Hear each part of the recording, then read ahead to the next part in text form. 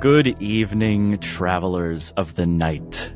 Beneath the flicker of candlelight, roll for impact's shadow dances across the walls, where ancient tomes and forbidden knowledge are read. By me, your dungeon master, Wesley, but you can call me Wes. In the last series, we discovered the mysteries of the 5th floor of the Whaler Hotel, and in this one, we face the consequences of decisions made in haste. Embark with us on the next chapter of The Stranger, an episodic Dungeons & Dragons actual play podcast where Shane plays Trevor the Heartless, Asteria portrays Dr. Isadora Glass, Ari maintains the composure of Esperanza, and Matt worships the Saurus Testimonium with Nihilus von Stonen. Oh, and Slim's here too, but we'll get to that later. Cozy up in the dark night with a warm cup of tea, or coffee, or whatever it is you drink. Turn all of the lights off and listen as we unravel the next chapter of this collaborative story. Let's begin.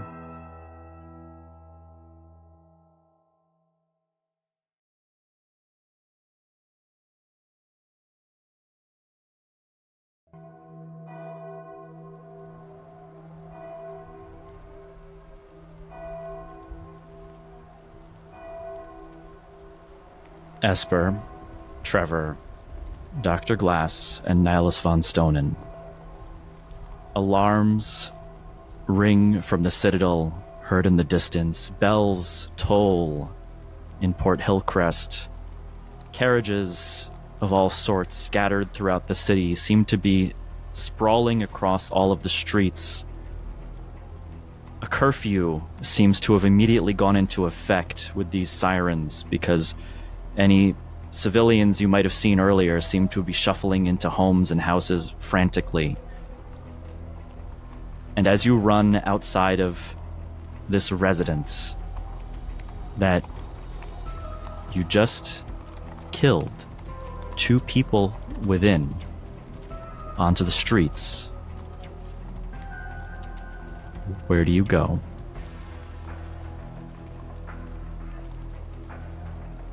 We must get to safety. Quickly. The Stout is the closest. I mean, it is. There's so much going on, so much to think of. Would we even be safe there? We can't trust the Whaler. We can't trust the Whaler. The only person who saw us at that house, who's still alive, is Marta. And Marta is at the Salted Stout. At least that's where we sent her. I think for multiple kinds of safety, it behooves us to go to where she is and see how she's doing. I concur. We should make haste.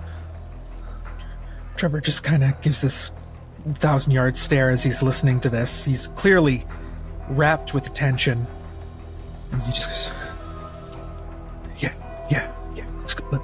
Let's go. Stout, yeah, let's go. Run as fast as you can. Try to keep an eye out. You head down the cobblestone streets. A light patter of rain dribbles on puddles as carriages continue to roll through the streets. I would like everybody to roll for me a stealth check, please. I would like to give Bardic to Trevor, since he's already a wanted man. I was already about to, put my hand on his elbow and give him a squeeze. And I might need that. Might not matter, but I'll certainly take it. What is your inspiration die? 6. Still just 6. So, with the help of Bardic Inspiration, I have a 7. I have a 5. Sorry. I have a 7. Oh my god. A 15. That's a 7, a 5, a 7, and a 15. Okay. Very well. Now it slips away like a sensitive person, and we never see him again. Let's just get lost. The cleric is the stealthiest. As you make your way through the old cobblestone streets of Port Hillcrest, dodging your way down back alleys all the way towards the Salted Stout, you find that there's one main road that the Salted Stout rests along, and that's also where the most traffic is. As you hide in the alley just before arriving there, you see it's incredibly busy, and taking pause as carriages go by from left to right, finding an opportunity to run across, you do so, hoping that you are unseen with your 7, 5, 7, and 13. You open the door to the Salted Stout and get in. And there you see inside, it's silent. There are some patrons who are staying here who aren't drinking anything. They're just waiting for the sirens to stop and the alarm bells to stop ringing. Almost like refugees. The bartender stands stalwart at the front, having just spoken to all of you not too long ago. You see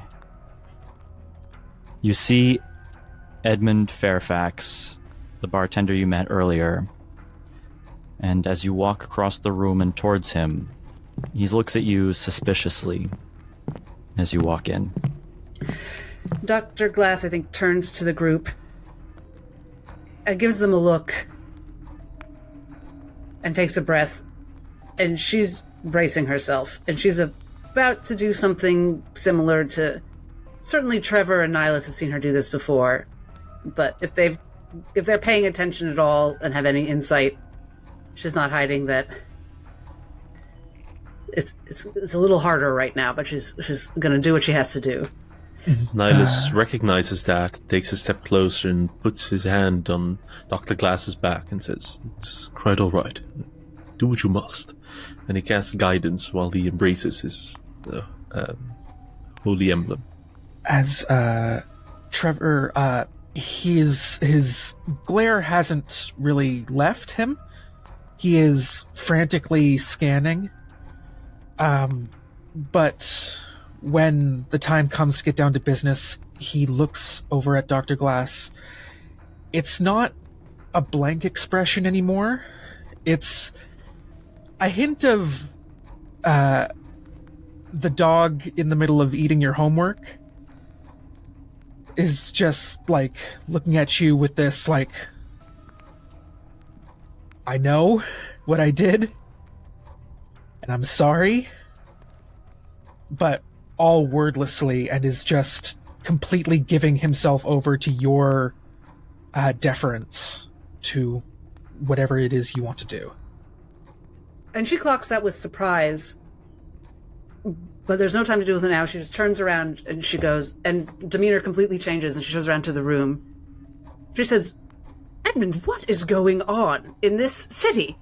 We just began our sightseeing, and now there's all this noise everywhere, and everyone's rushing about inside. We barely got a few blocks away. Why is everyone looking so dour? I think we could I'll have a drink. I don't know if everyone else is, but..." He gives you a kind of head point that says, "Come here," as he looks across the room, and he pours some drinks with the bottom of the shelf swill that he has and puts it on the table. And I guess Dr. Glass performatively makes a face, because that's the act she's doing. But she raises the glass and says, "Cheers, dear. Apparently we've missed something." And then she makes kind of a show of a pin dropping. She says, oh dear. Was everything all right? Look, you're either going to be brutally honest with me, or I'm going to send you back out and let the authorities deal with you. and he looks back toward the door to the back room, and you see Marta just peeking her eye through the crack. And she's where? Sorry, she's just behind in the storage room of this tavern. brutally honest about what, Edmund? That's what my honesty tends to be, I should warn you. This place doesn't need extra attention. I'm afraid if you bring it, it'd be bad for a lot of people. But I'm not opposed to helping if you fess up and tell me what you did. Wes, I am inclined to believe him, but I feel it's my professional duty just to do an insight check. Go ahead and roll insight. And I do have guidance. Silas is slowly approaching as well. So that's a 22 plus and max guidance, so 26 on insight. You see the face of a man who... he has smile wrinkles at the corner of his eyes. He's always a happy-go-lucky, behind-the-bar sort of person. It's his job to do so. He's the bartender.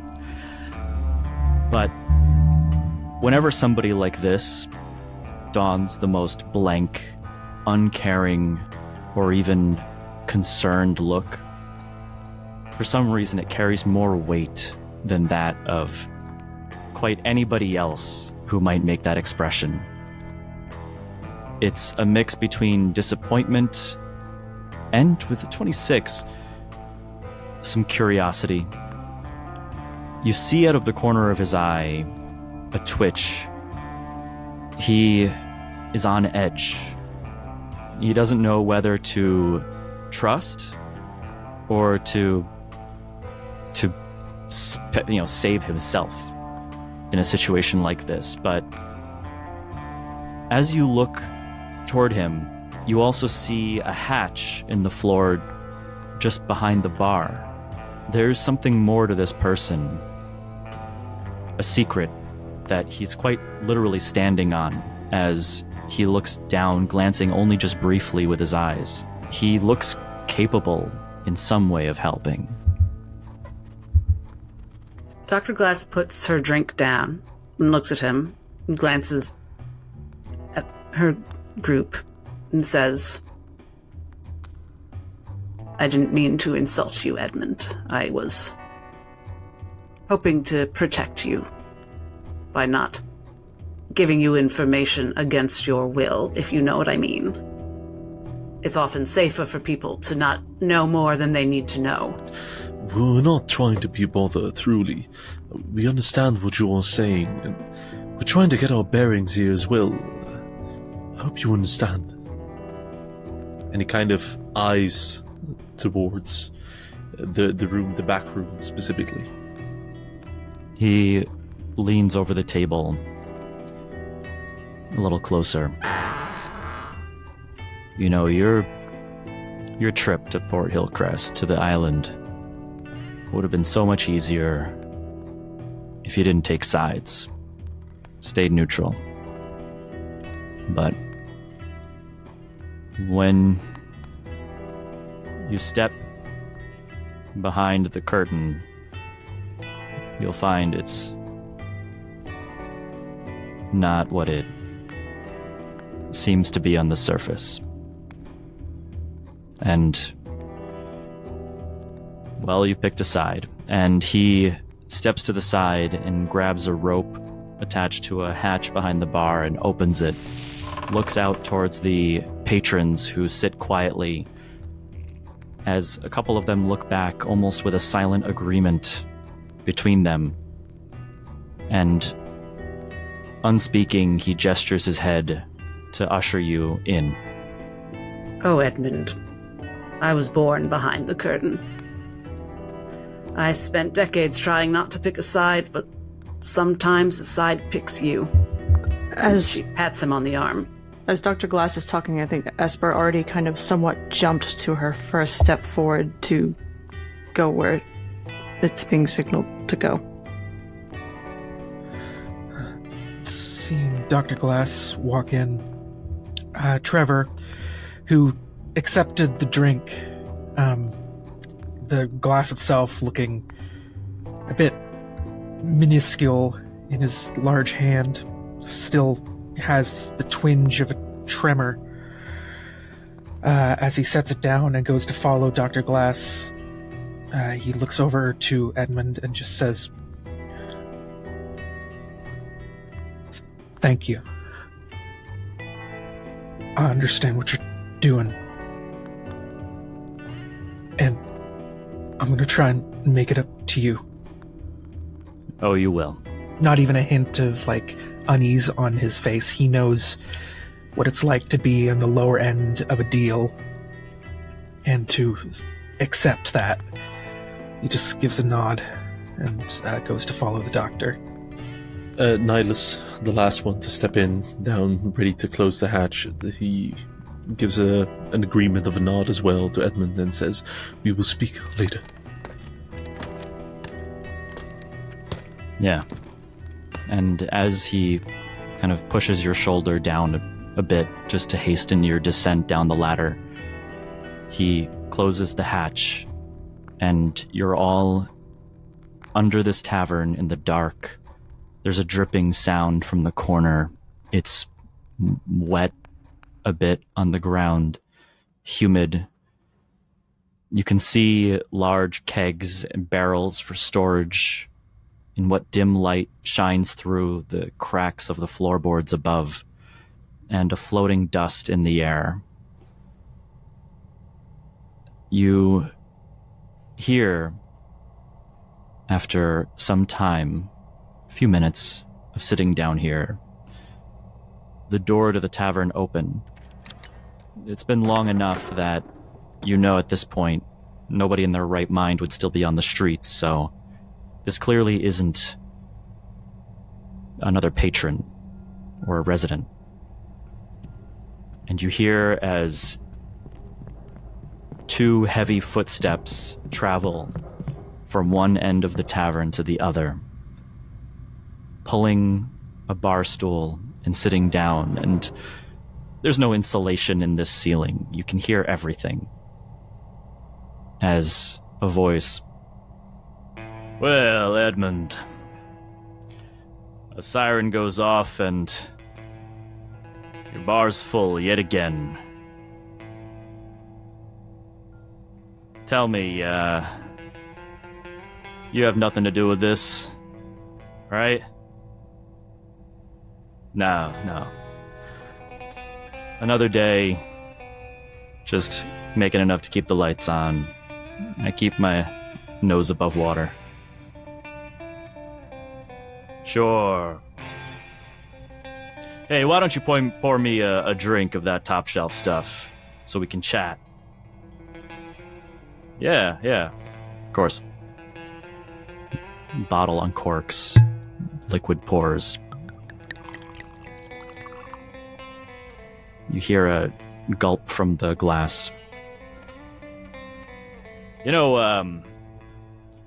after this curfew, I saw some folks come up into your tavern. Well, some of my people did anyway. Is that what you saw? Yeah. I just thought it's funny. You know, after last time. I don't know what you're talking about, Percival. Yeah. Tell you what.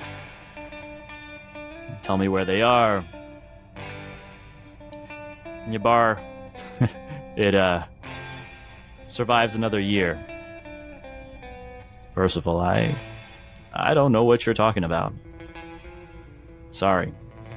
And after the last seizure and tearing apart my bar, you got yourself in a bit of trouble. I don't think you want to find yourself there again.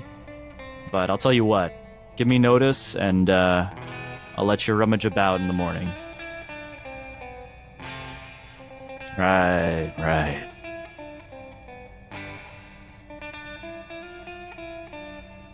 So you wouldn't mind if I checked the back? The hatch. I can't help you. Sorry. You hear as there's a grab, a scuffle, and a slam against the bar above. And footsteps starting to round the bar and go towards the hatch. The room you're in has kegs, boxes, barrels, and you have but a few moments, seconds even, to hide or make preparations. As in the darkness of the cellar, Trevor's eyes, almost like cat's eyes, reflected in the very low light, just sort of dart around the room, going to the doctor, going to Nihilus, ending on Esper. Just looking around. There's a mixture of fear in the eyes, but there's also a more base animalistic survival instinct kind of painting over his countenance. And he's just going to try his best to...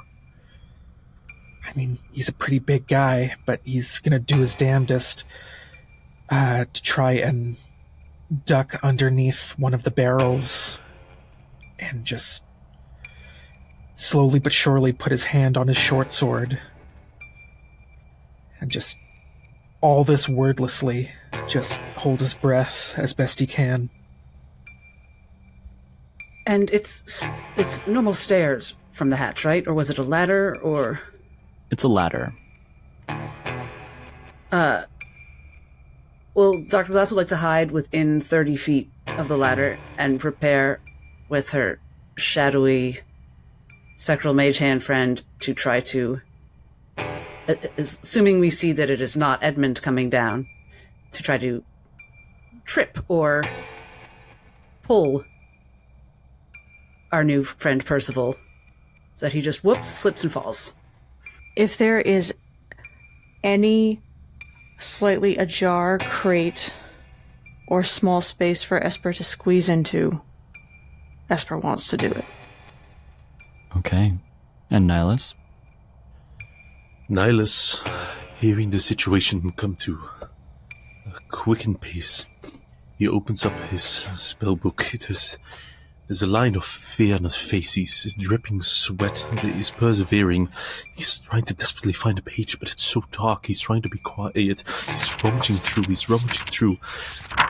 Even if not at the last moment, he holds his action to cast a spell. I need to know your held action trigger. Nihilus, it's when he enters, meaning climbs down the ladder? The moment we would be seen. So if you know that somebody has been seen. Yes, okay. So for example, if we are on the other side of the door, on the other side of the hatch in eyesight, as soon as I could tell, we would be seen. And Dr. Glass, what's your held action? Same thing? Once she sees... Actually, it would be sooner. Once she sees that it's not Edmund, her mage hand would do something to trip him, like in a way that he would think was just his fault or the ladder's fault. If you need me to get more specific, I can. We can talk about it. Well, let me just ask, is that something a mage hand can do? Okay, so here's the thing. So I know mage hand isn't very strong, but, you know, have you ever, like... Am I the only person this happens to constantly? Do you ever, like, walk past a door handle and your belt loop gets caught on it somehow? Mm-hmm. And it's just I hate it so much. And It's less a matter of strength and more a matter of momentum. Or Sounds like an ad. It's like an ad for mage Has this hand. ever happened to you? Yeah. Maybe you should clip that as an ad for mage hand. Yes. Okay, but I think if there's like a nail, she wants to like hook something of his onto something of the ladder. So it's more of like it's not a strength. It's like a one movement that would make him trip. I was thinking of it more like, he's walking into a dark basement.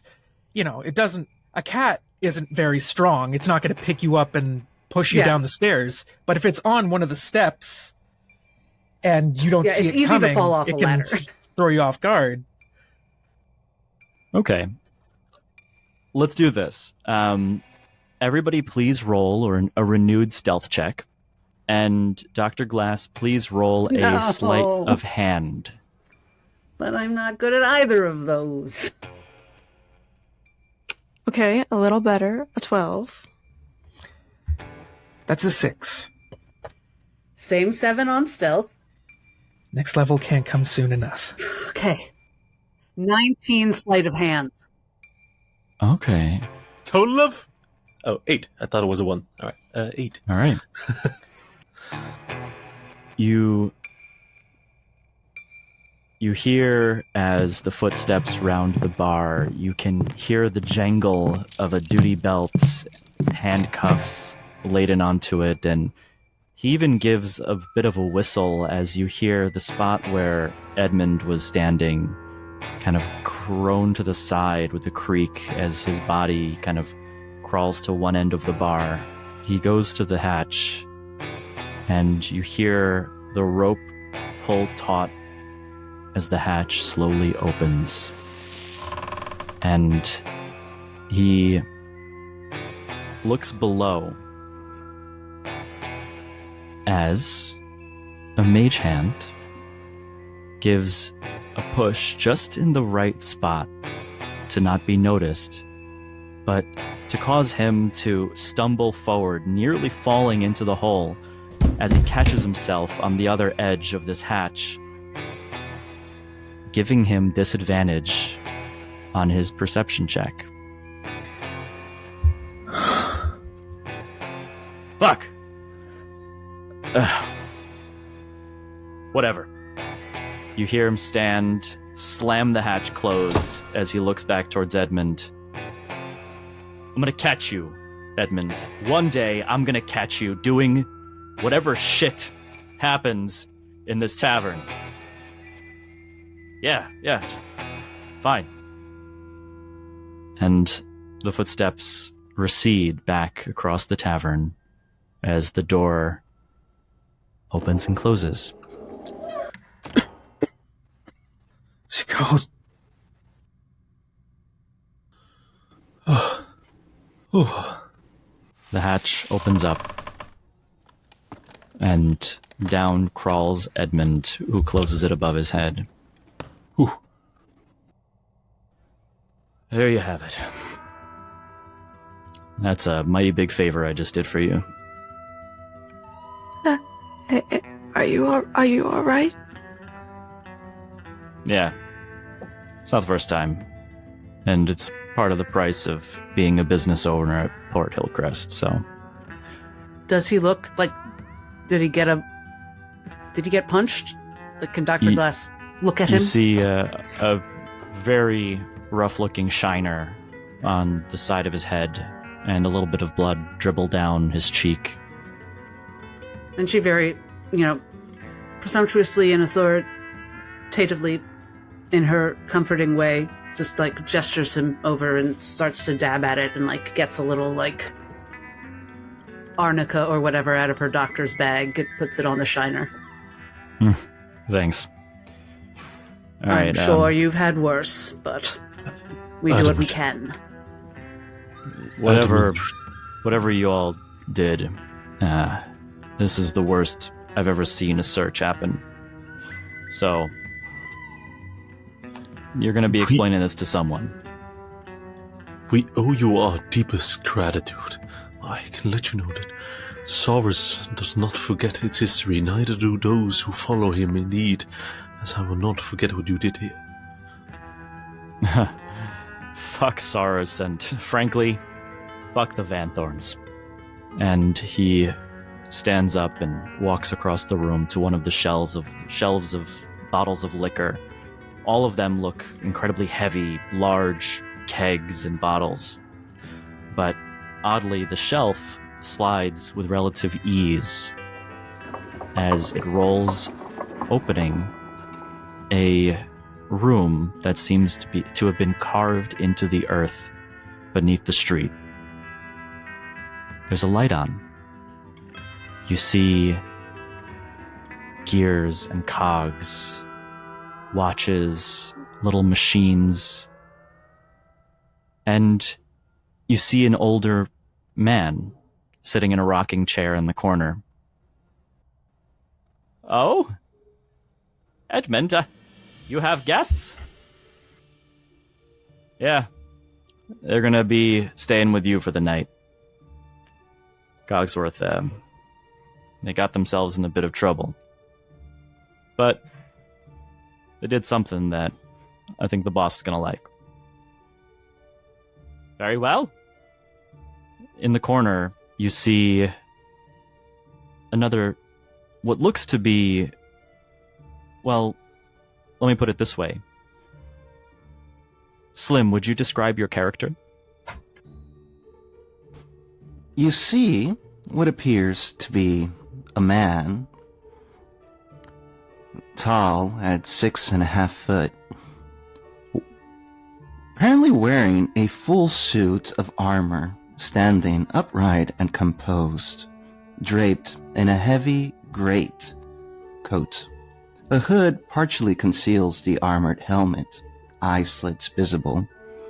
It appears someone has taken a dent to it with some sort of bludgeoning instrument, leaving the visor crooked.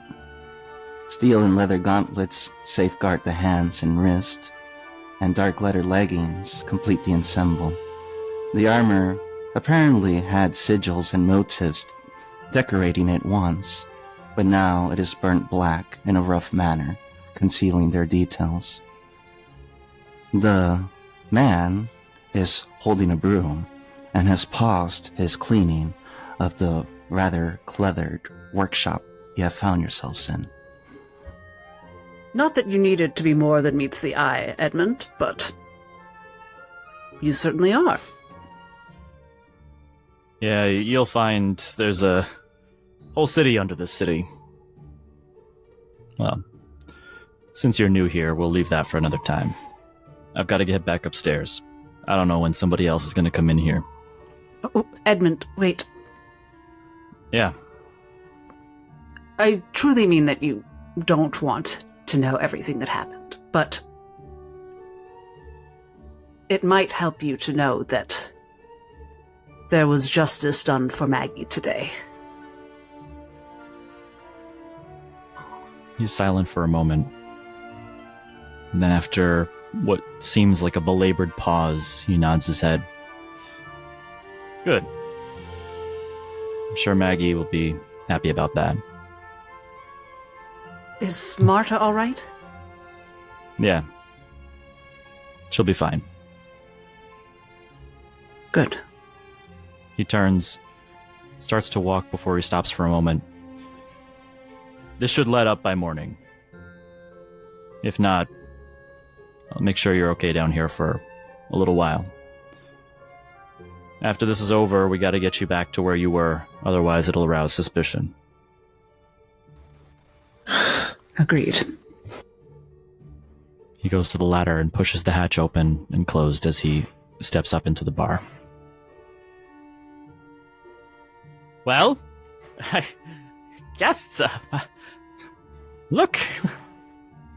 Almost awkward and uncomfortable.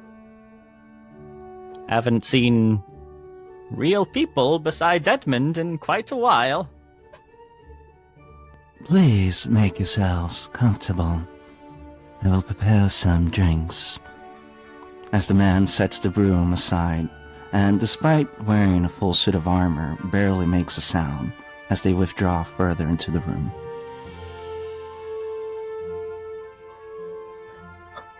All right. Thank you. No kidding, huh? A city under a city. I think you look down. Well, this is just a room. It's more than we could afford at this current moment. You been here long? Making conversation. Yes, you could say I've been here for a while. I am Cogsworth. He looks over towards some of his little devices on the table, little automaton-style mindless machines that walk around. He almost looks uncomfortable as he begins. And this is Paladin. You would see the man come back with a tray with hot water, tea, and several glasses, and tiny cups of tea, somewhat smudged with oil stains and grease, as he will set it down at a small table. The man in armor would begin to clear the area around, moving what appeared to be mechanical gadgets, large heavy books, leaving room for all of you to sit. Paladin, a pleasure. What are your names? Esper? Who has this whole time, not said a word, and can only seem to go between states of looking frantically around, or their eyes are just fixed on certain points for stretches and stretches of time. Right now, their eyes are moving all around. We certainly can tell you our names. Are you sure you want that information? The way I see it, if you are here, then we're already quite involved together. At least courtesy would deem it so. Of course, I have no compunctions. I just wanted to, again, not give anyone dangerous information against their will. I'm Dr. Glass, Isadora. Trevor kind of just sits down on the nearest seat, takes a bit of water, and just takes a long sip just from the water itself. Thank you. Sorry, I just need a bit of time to get my thoughts together.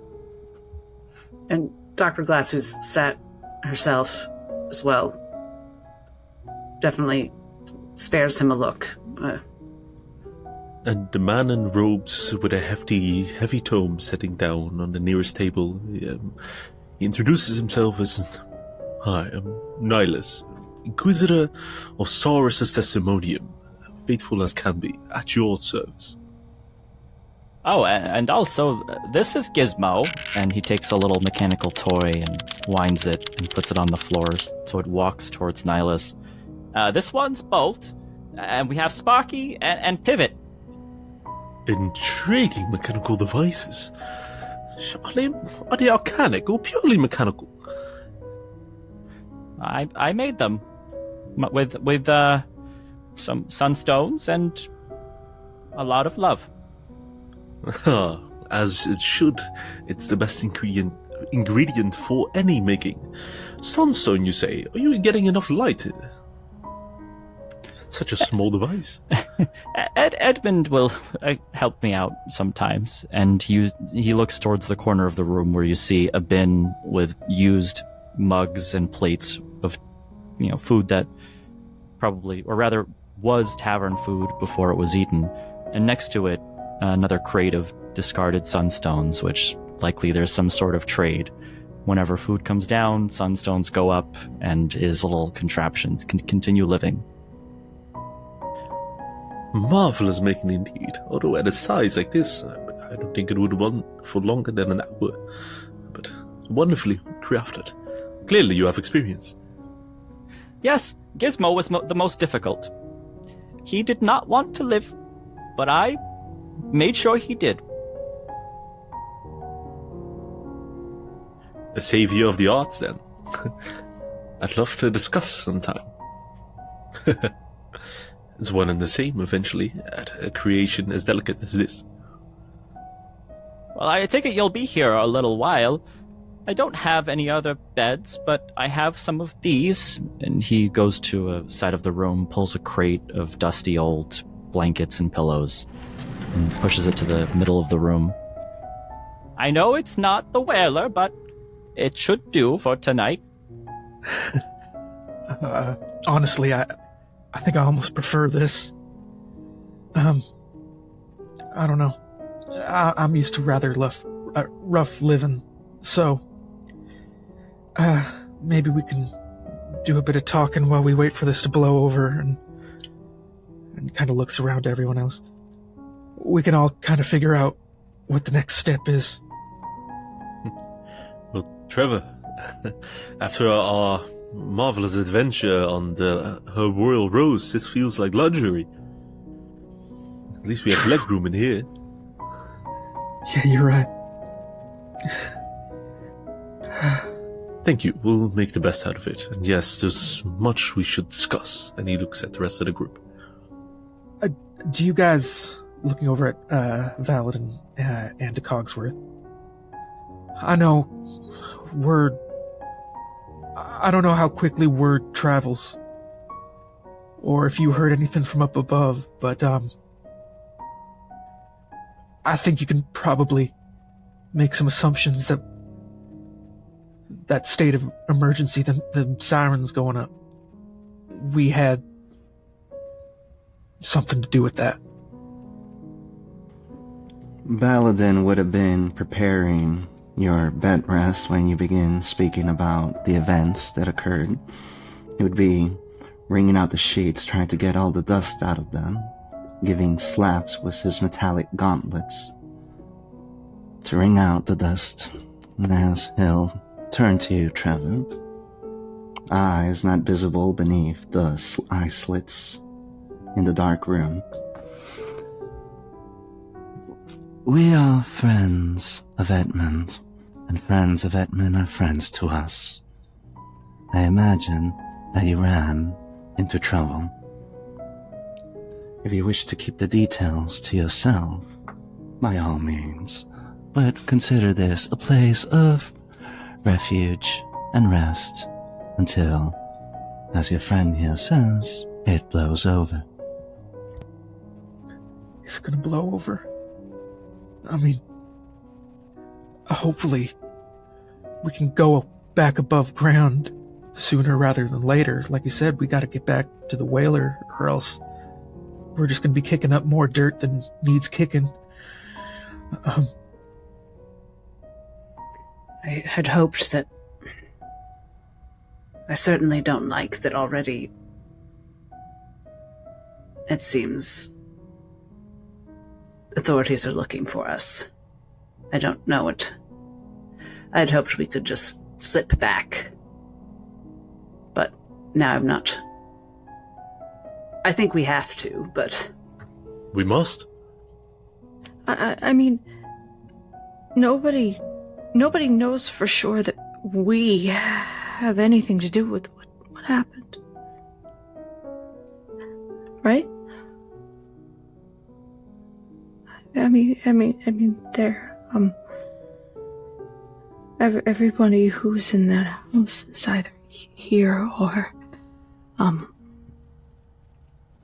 they're dead. They're dead. I don't know what... It's just occurring to me. I don't know what Dr. Veering might have communicated before the end. I'm counting on his arrogance.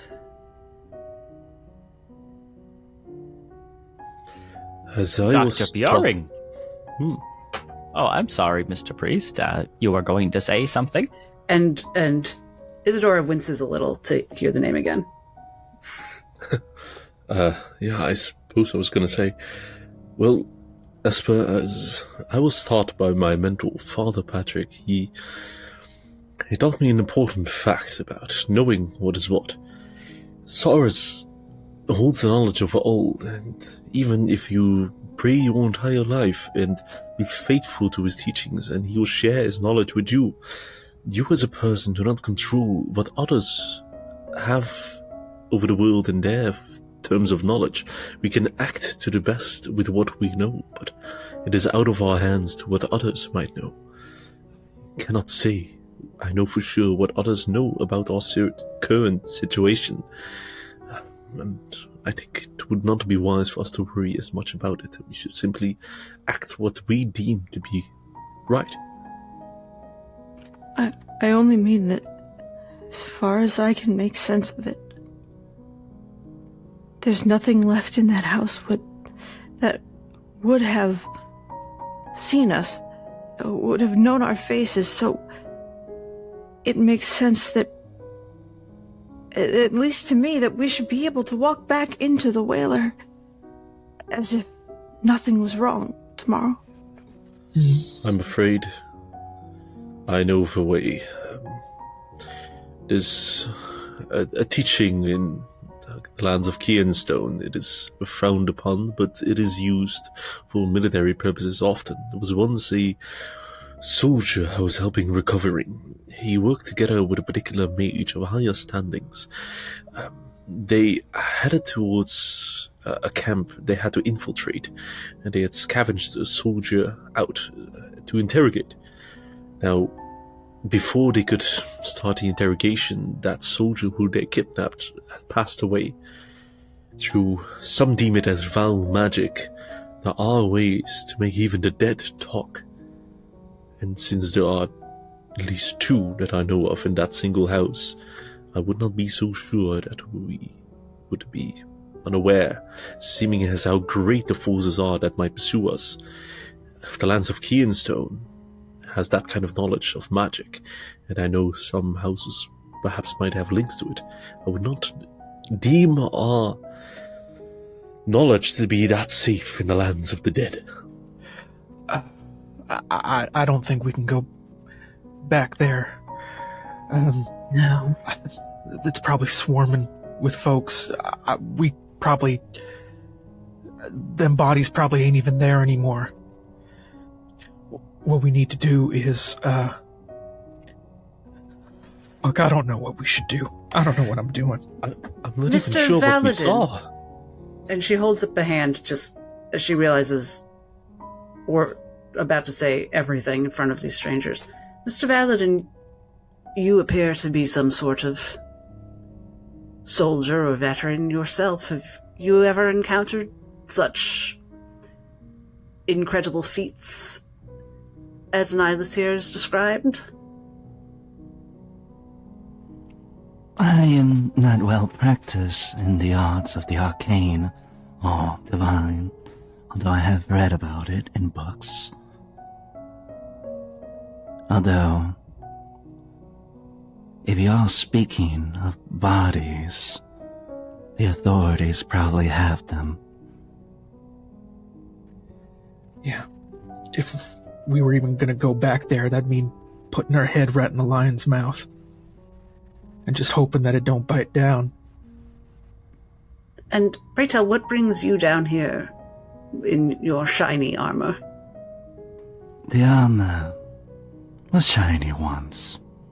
I found myself, as he'll point to a pile of junk. In the same way, Cogsworth has collected these pieces from above. Well, perhaps it's my eyes. I apologize. You see Cogsworth smile gently towards Valadin for a moment. You can tell them everything you feel comfortable, Valadin. Don't hold your tongue on my account. Valadin would rest, having not sat this entire time, a hand on Cogsworth's shoulder. He would take the same hand and, with some effort, lift the dented visor. Underneath the visor, you would see a mockery of a human face in metallic pipes and wiring. Before he lowers the visor once more. I forget. Does anyone remember, out of character? It was Nihilus who got the info last session that someone versed in clockwork would be able to tell us more about that breathing apparatus, right? It wasn't me. There's like a medicine check and an arcana check, and I can't remember who got what. Nidus knows about the engineer. Was it me? I don't know. Maybe we could say whoever got it said it to the other. So Nidus, so Nidus knows indeed that the breathing apparatus is of specific making, of a very customized, delicate work. Yeah, and I know we know it's not arcane, specifically. Is on first glance an advisor? Is that any Wes? Is that any ticking clicks of hey, those two look similar? Go ahead and roll an investigation check. Will do. For a total of 22. He did react to Veering's name. As you look, and you're looking at the device, on the face of Valid. Yes. On first glance, you might think it to be a rebreather or a mask of sorts or some sort of strange apparatus. But as you can see the crevices, nooks, and crannies and the pipework and electronics, you see that the machine goes far, far deeper than just a surface level mask. Sorry to intrude on my thoughts in order to share with you, but Valid and Cogswood, specifically you, Cogswood, when the name Veering was mentioned, you reacted. And now that I'm seeing part of what makes you, Valadin, I can't help but think that there's a little more of what you mentioned, that we might all be involved. Oh, I just know the name Veering because he removed my kidney 40 years ago. Well, that's fair. He's a surgeon, after all. At least the Veering I know. What did he look like? Handsome man. Slicked back hair. Was an avid smoker. It's been a long time. I can't quite remember all the small details. Then again, I was face down and he had a knife in my back. I suppose I have nothing to compare that to anyway. At the best of times, Trevor has difficulty keeping more than one thing focused on at a time. Hearing Cogsworth and Valadin speak, he's been in his own head for a while, just sort of more or less assuming Valadin, the way they speak is kind of as just a standard knight. He's been a mercenary. He knows what they look like to wear the full regalia. Now hearing them talk more and hearing Cogsworth refer to Valadin in such a way, can I, just snapping back into the present, have I ever seen anything like Valadin before? We're in the era of arcane technological marvels. That's what the world thinks. We see amazing contraptions all the time. We see recording devices that mix arcane and machine. Even Nihilus von Stonen is holding a Vox Brass communicator, crudely made, mind you, but a device that lets you communicate over long distances. That is a marvel. Even these little contraptions that walk across the floor are something you might not have seen 100 years ago. This, if it is fully machine, is unusual, and Rare doesn't begin to describe what it might be. It might be the technological marvel to match all others. Yeah. To put in context, a few months ago, Trevor was completely taken aback by a voice recorder. So that's the world he comes from. So he is just now coming to grips with everything he's seeing. Like, he's staring at the small little automatons just sort of moving on their own and being like, oh wow.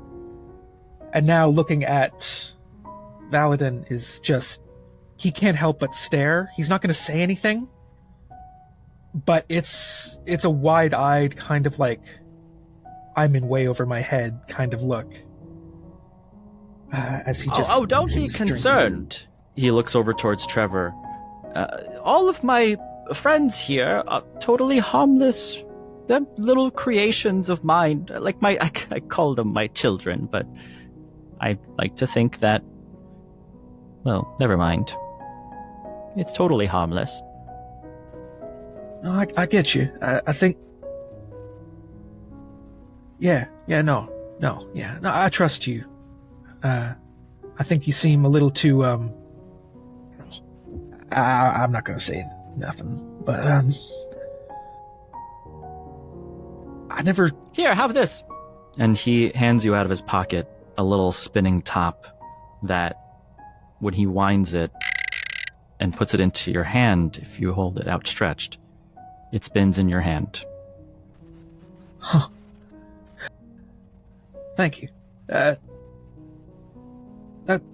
Wow.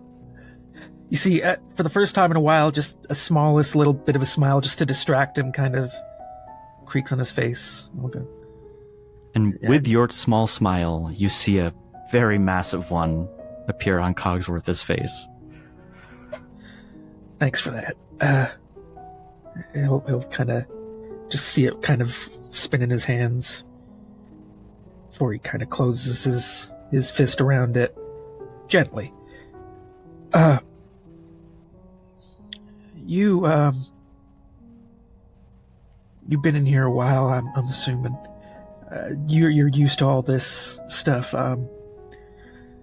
It feels like I just stepped into a new world. So, forgive me if I'm a little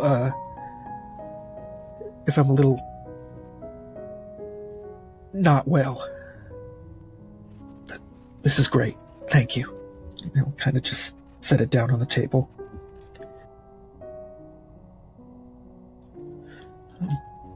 Doctor. And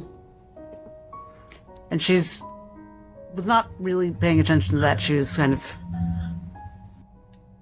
spinning her cane a little bit between her fingers and examining the head of it. And she looks up. Maybe we'll talk a bit later when it's less in my head. All right. Did I do the right thing? I feel like I did the right thing. Especially in the moment. I felt good. I felt good about what I was doing. I liked, having that power in my hands. And now, shit just turned sideways and I don't know. She stops her cane and hangs her head for a moment. Like, this is not a question she expected, and it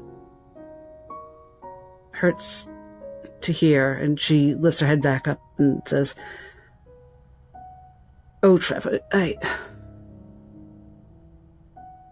understand that this is hard, and I imagine this is a strange moment for all of us. I don't think any of us are quite in the right. Mr. Cogsworth, Mr. Valadin, I don't suppose there's any tea or something warm to drink. But, how is everyone all right? How are you? Nihilus, how are you faring? I know that was all particularly disturbing for you. You're right about that. And she kind of, puts a hand on Trevor's hand and gives it a little squeeze, as though to say, give me a sec. And she turns to Nihilus. As brutally honest as I should be, and always concur to, I do not feel well about the path that we're currently on, but the sins that I almost did just now. I was ready to commit a sin for our cause, and it's not something I adore to.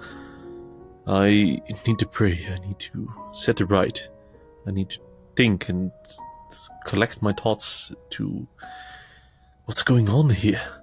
There's so much information in such short, fast, approaching time, and it just keeps building up. It's like we're being pulled behind the curtain. There's so much to see, so much I was not prepared for. I feel overwhelmed and confused, and I do not like. Before you pray and think, which can be very useful, I hope you won't withdraw from us. I wonder what you mean by our cause. Well, yeah, don't fret, don't worry. I have eyes, I have a conscience. Whether I am a follower of Saurus or not, I can see what is going on. This is not right on the ship itself. And he points towards Trevor with his open palms. You've been done wrong, clear by day. It's like you're being targeted for unlawfulness, and there's no escape to it. I feel like if I flee, if I retrieve myself from the situation, it will only get worse. Like, justice, the right thing needs to be done. And that monstrosity that we encountered, what in the blazes was it even? In all of my stories, in all of my journeys, I've not encountered this like it. It needed to be rid of this world, and this was in a common place right below where we were sleeping. What else is in this town? A city below a city. What is going on here?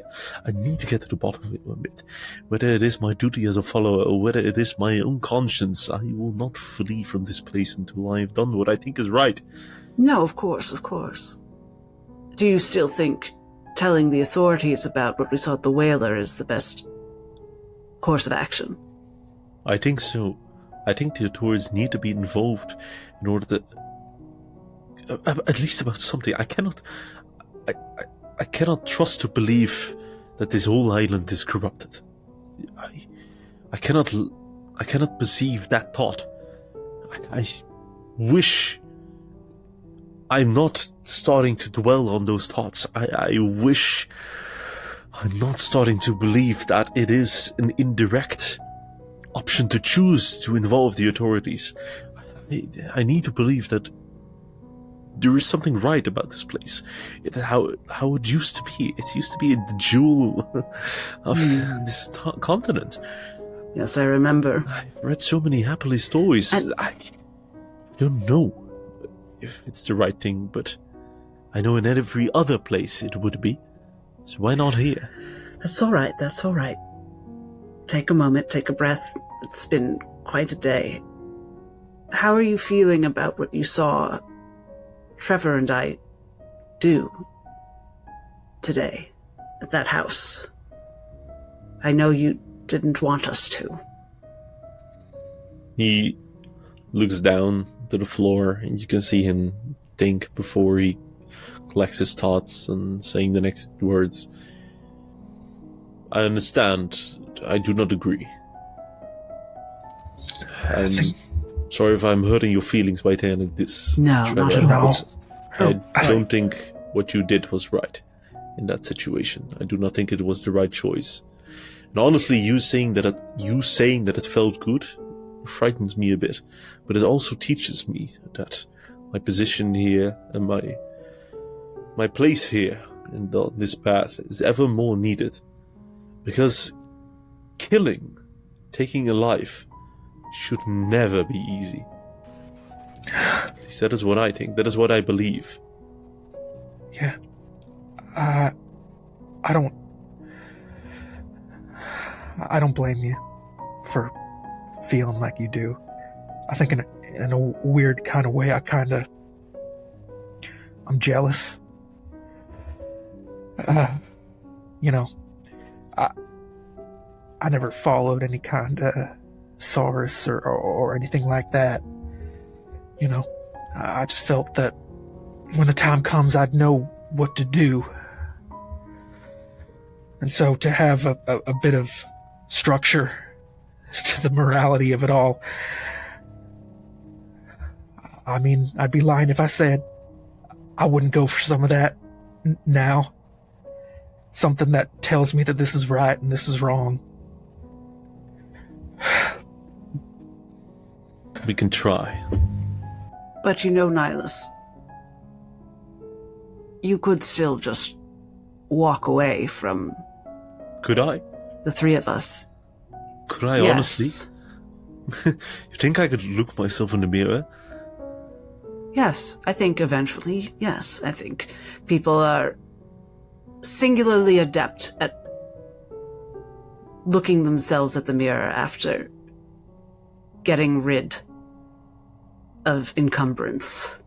Isadora, all of my life I've prayed to the teachings of a God that teaches knowledge and truth. If I would look myself in the mirror, if I walked away from this, all I could see was a lie. A lie of who I am, of what I stand for the teachings that I pray for. I would be throwing it all away. For what? Just so I could feel a bit more safe. Safety that I would live in while others would divulge. Who am I to choose such a path? Why would I be more worthy of safety than others? Especially if it's in my control. I've been taught, I've been trained, I've studied. Look, I'm not saying I'm some sort of saint and I've done wrong. And he looks at Trevor in the eyes with a particular mention. I am not pure. But, like I mentioned, we can try. And this place needs a reshaping, and I'm here for the long run. So please, don't think of me as if I'm some external party here to help. Honestly, I don't know how else, but I'm here to ask you to lend your aid to me as well. I can't do this on my own. Honestly. Yeah. Doctor. Nihilus, just let me be clear. You have devoted your life to knowledge, and I've devoted mine to understanding. Understanding how people behave. And people's behavior has very little overlap with people's beliefs about the world or about themselves. I've seen how people behave. And I don't see any reason why you wouldn't turn me into the authorities at some point, Nihilus. Not today, Doctor. but you'll eventually talk yourself into why it's the right thing to do. If I may. Of course. We're rats in a maze right now. We're literally backed into a corner. And no disrespect, Mr. Cogsworth, in some hole in the ground underneath a tavern. Oh, none taken. Right now, we are swiftly running out of friends. People that we can trust. I don't care what brought you to the dance, Nihilus, whether it was providence, whether it was conscience, whether it was pure dumb luck. You made the choice to be here, and I respect that. You were with me in that dank room for days. And you didn't complain once, and I respect that. So, the Van Thorns want our heads. That much is obvious. They got ins with the guards. That Percival fella, he was hunting us down. So we can't trust him. We can't trust them. Right now, I don't know what'll happen down the line, but I trust you, Nihilus. For as much as that's worth. And you. So, Even though I would disagree, and even though we would have our different opinions, I trust you too. thank you.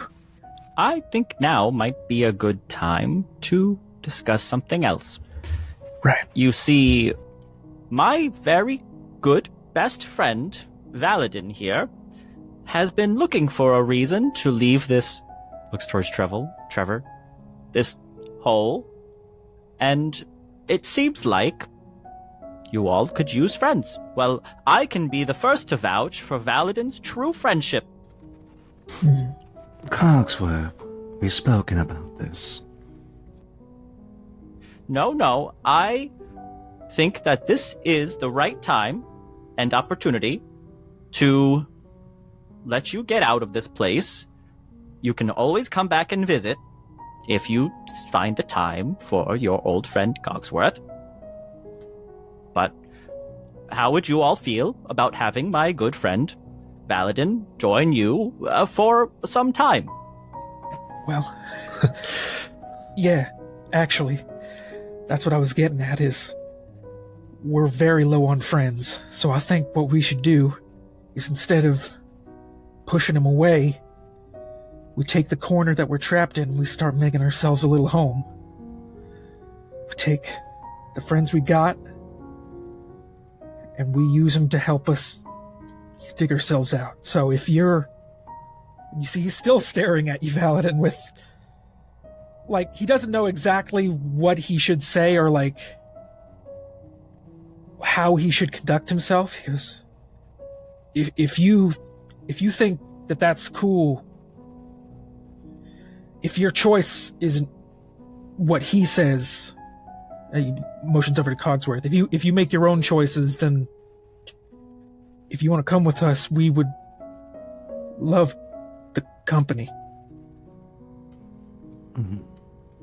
Baladin would finish serving a warm cup of tea with delicate care that you would expect from a butler rather than the armored warrior he appears to be, as he would hand it on a cup to Nihilus. You speak admirably, Father, of your goals, although I assume you are quite new to the island, based on your view on it. It is much darker beyond the walls. I knew someone once who tried to fight against it. They failed, and I failed. If you are following this group, trying to make the world a better place, even if it is through your God and their teachings of truth and knowledge, I would be glad to be of service. I agree with you, Trevor. You could use a hand, even if it's not of flesh. As his hand will whir around his wrist. Especially if there's this much darkness, let us cast a light. But excuse my foul tongue, after hearing all of us bicker, would you even jelly belly flicking want to join us? I like this guy. I would be worried if you didn't bicker. Remind me of a group that was constantly at each other's throats. True of friends and companions I haven't seen beyond in books. I think this is cause for celebration. And he goes over to a table and pulls out a bottle of Elysian effervescence, as well as a little tanker of oil, and he brings both to the center of the room. He puts the bottle into the center for everybody to share, and he takes the oil and begins oiling his little friends, Gizmo, Bolt, Sparky, and Pivot. Before we celebrate, what say you, Esper? Esper had looked to Valadin for only a moment when accepting the tea, and it's held in both hands, and found apparently something to the lower left of the room to just laser focus her attention on. And if anybody had been looking at them during any of the conversation, Esper was like a statue for most of it. They barely moved, only sometimes to mechanically lift the cup of tea to their lips and take a sip. Take all of the sips, practically. She downed it in 2 goes. But it was almost like they were off in another world for a stretch of time, and their name being called got them to go, kind of do a sharp inhale, and their head twitched as if they were going to turn towards the sound of her name being called, but ultimately didn't. And there's a twitching at their lips, and it seems like there's almost like a look of frustration pushing her eyebrows together for a moment as she starts to try to speak. And it takes a little bit.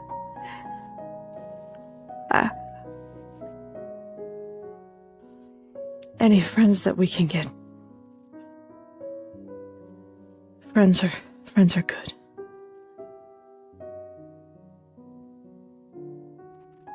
You doing okay?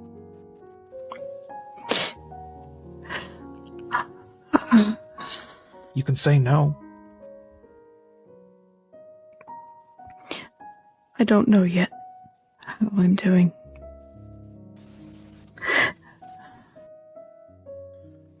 I know this is asking a lot, but keep us in the loop, will you?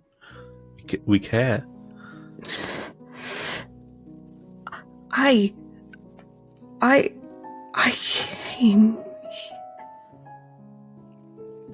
That doesn't matter anymore. Whatever has happened since we came here, we're now in a space where we have to survive. And doing what we need to survive, I don't think means making easy decisions. Decisions that don't always feel good or great, or decisions that feel like they're always right. But he was going to tell if we let him live. I know that somewhere in my bones. I just know that. It might not sit right with me. It might not sit comfortably in me. What I saw and what I know. And what I saw back at the Whaler. Or the fact that we're down in a basement now. But it's survival. And I have to square with that just as much as anybody else here does. I guess that just takes a little bit of time. Yeah. I think, I don't regret what I did. Not entirely. I recognize that maybe there could have been other ways. Not at the time, I think. They were already coming for us. We already knew that we had to go quickly, Trevor. I know. I think maybe I was just given a bit too much time to think on it. I don't blame you, Trevor. I hope you know that. And I think that maybe we've all kind of had a lot of time to think on it, and we all have our ways. So maybe it'd be best if we just try and rest for a bit, get our stuff together, get our heads right, and then hopefully the next day everything will be a bit calmer outside and we'll be all right inside. We can make a better decision then. Agreed. So with that on note, let us cheer to our newest member to our misfit of outlaws. If you would have us, Faladin, And please indulge my curiosity, however crude the question, but how old are you? I don't know. Marvelous. Welcome aboard. I lose track of the years sometimes, I've too. been operational for 80 years. I have so many questions. Well, you don't, you look good. Thank you. I don't know. So many questions. You do not look so great. I'll be happy to sew up your clothing during the night. No filter, huh? Before we get into asking too many questions, why don't we take our rest? I will turn off some of our devices, because not everybody has learned to sleep with the whirring and tinkering that happens in this shop. And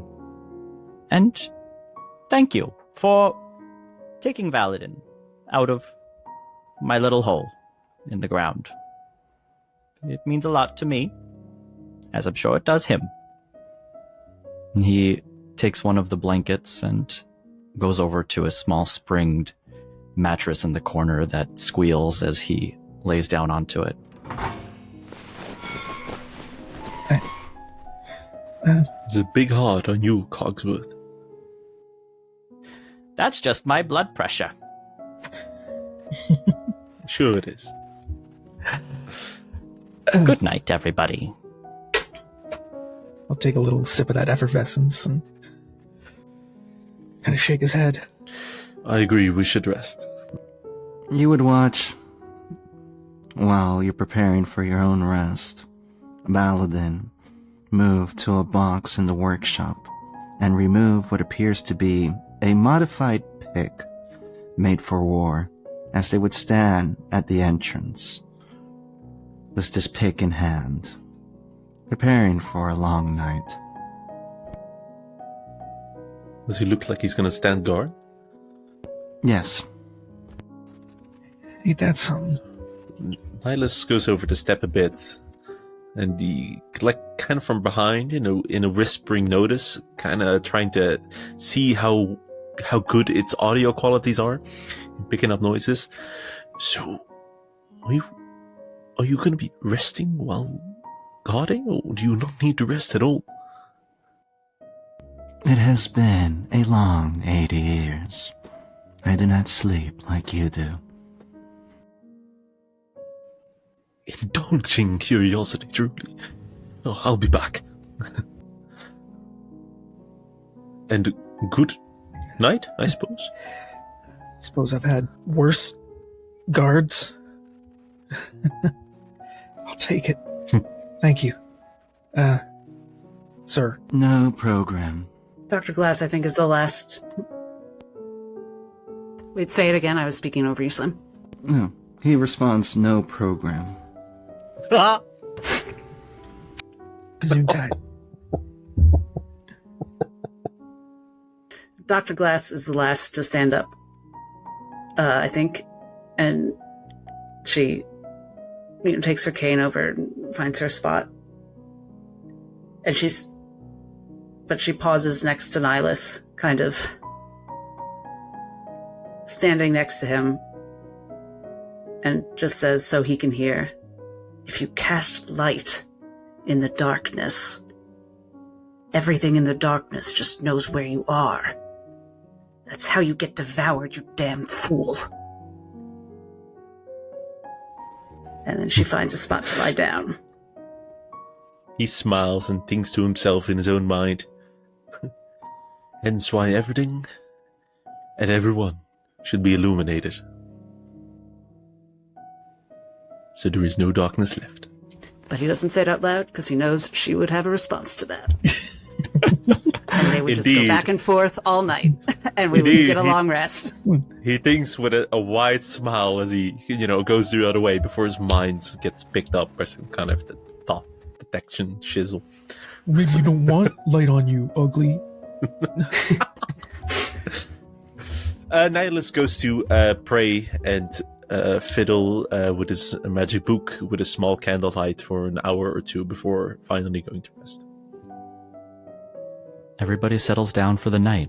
You do get a long rest as the night goes by quickly, and you awaken in the morning to... Do we get... You would see Baladin The cat. have a cat in their coat. A stray wandered in. Can that be canon? Can Valadin have a cat friend? Like, not a familiar, just a like Valadin loves cats.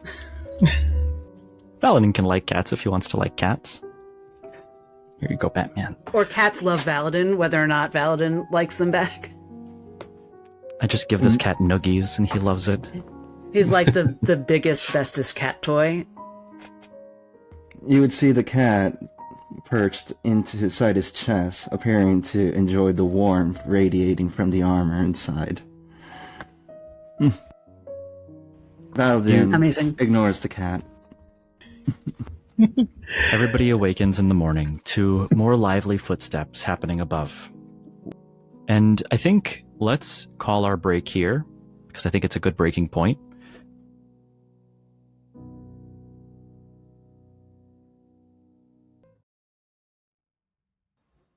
Esper. You don't sleep much. That's just a fact. It's been like that for years. You've seen many doctors. You've been prescribed and medicated, and not much has ever helped. But sometimes you do. It's like maybe it's your body's way of catching up. There was another time on Her Royal Rose where you leaned against the window and had dozed off. And this time, as you crawl into bed, expecting another night of restless turning, you feel your eyes drooping. A feeling of tiredness starts to fall over you. Dreams are not something you often look forward to. But you know this evening, you're probably going to have them. Everybody else around you has already fallen asleep. Do you let yourself drift off?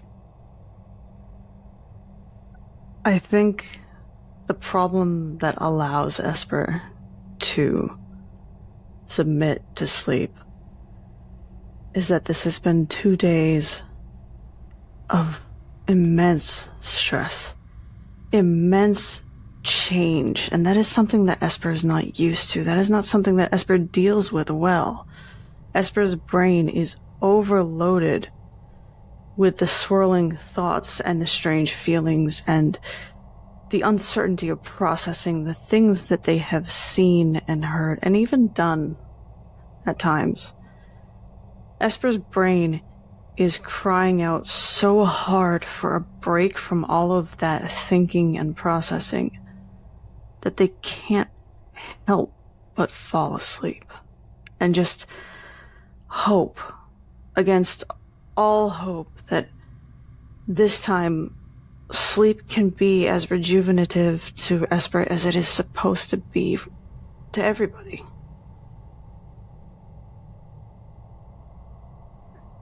You drift off, and just as quickly as you close your eyes, you feel yourself opening them again. And you're sitting in an opulent red armchair.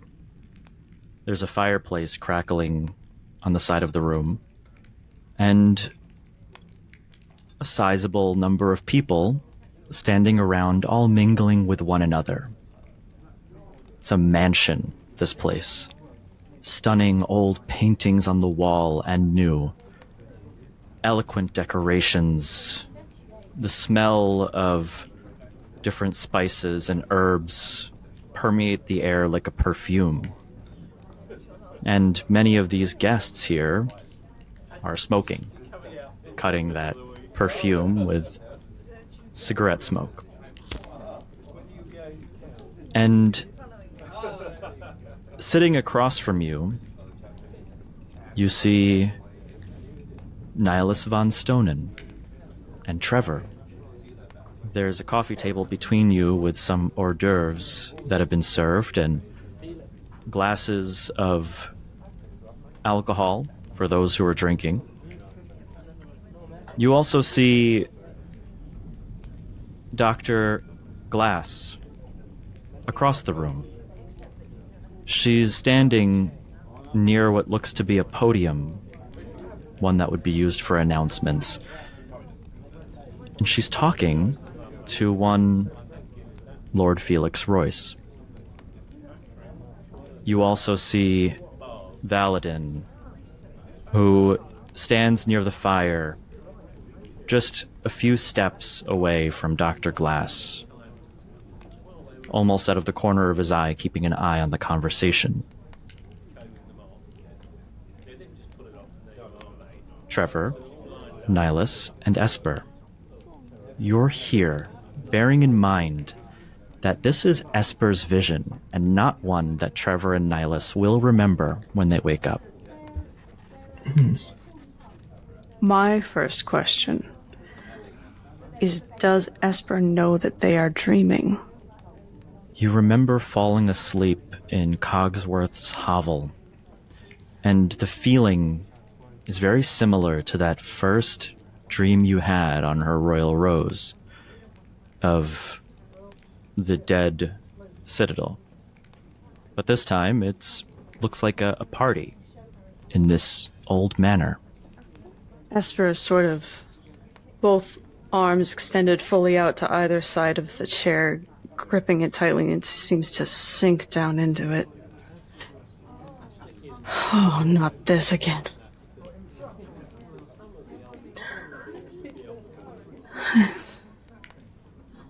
I'm sorry. It's not that often that other people come in with... that I see... I didn't expect to have some people I know this well with me. Here's a question. In this dream, is Trevor of his own mind, or is Trevor of Esper's mind of him? I realize it's a bit meta, so I'll explain. Trevor can, and everybody, does have knowledge of how they got here, but the players do not, and they're here with intention. You are attending this party, and to be more specific, this is the housewarming party of Lord Felix Royce that was mentioned in an earlier session, which is effectively from the time we're going to sleep from the next day, one day away. Kind of hearing Esper begin to sort of mutter to themselves. Trevor currently has a kind of rock glass in his hand. He's kind of hunched over the coffee table, probably interrupted in some banal conversation with Nihilus. Takes a bit of a sip. He goes, hey, you okay? I mean, you look a little pale, looking over to Esper. If you're uneasy, I feel that way too sometimes. Just feel free to loosen the cogs with a little lubrication. Give a long pull.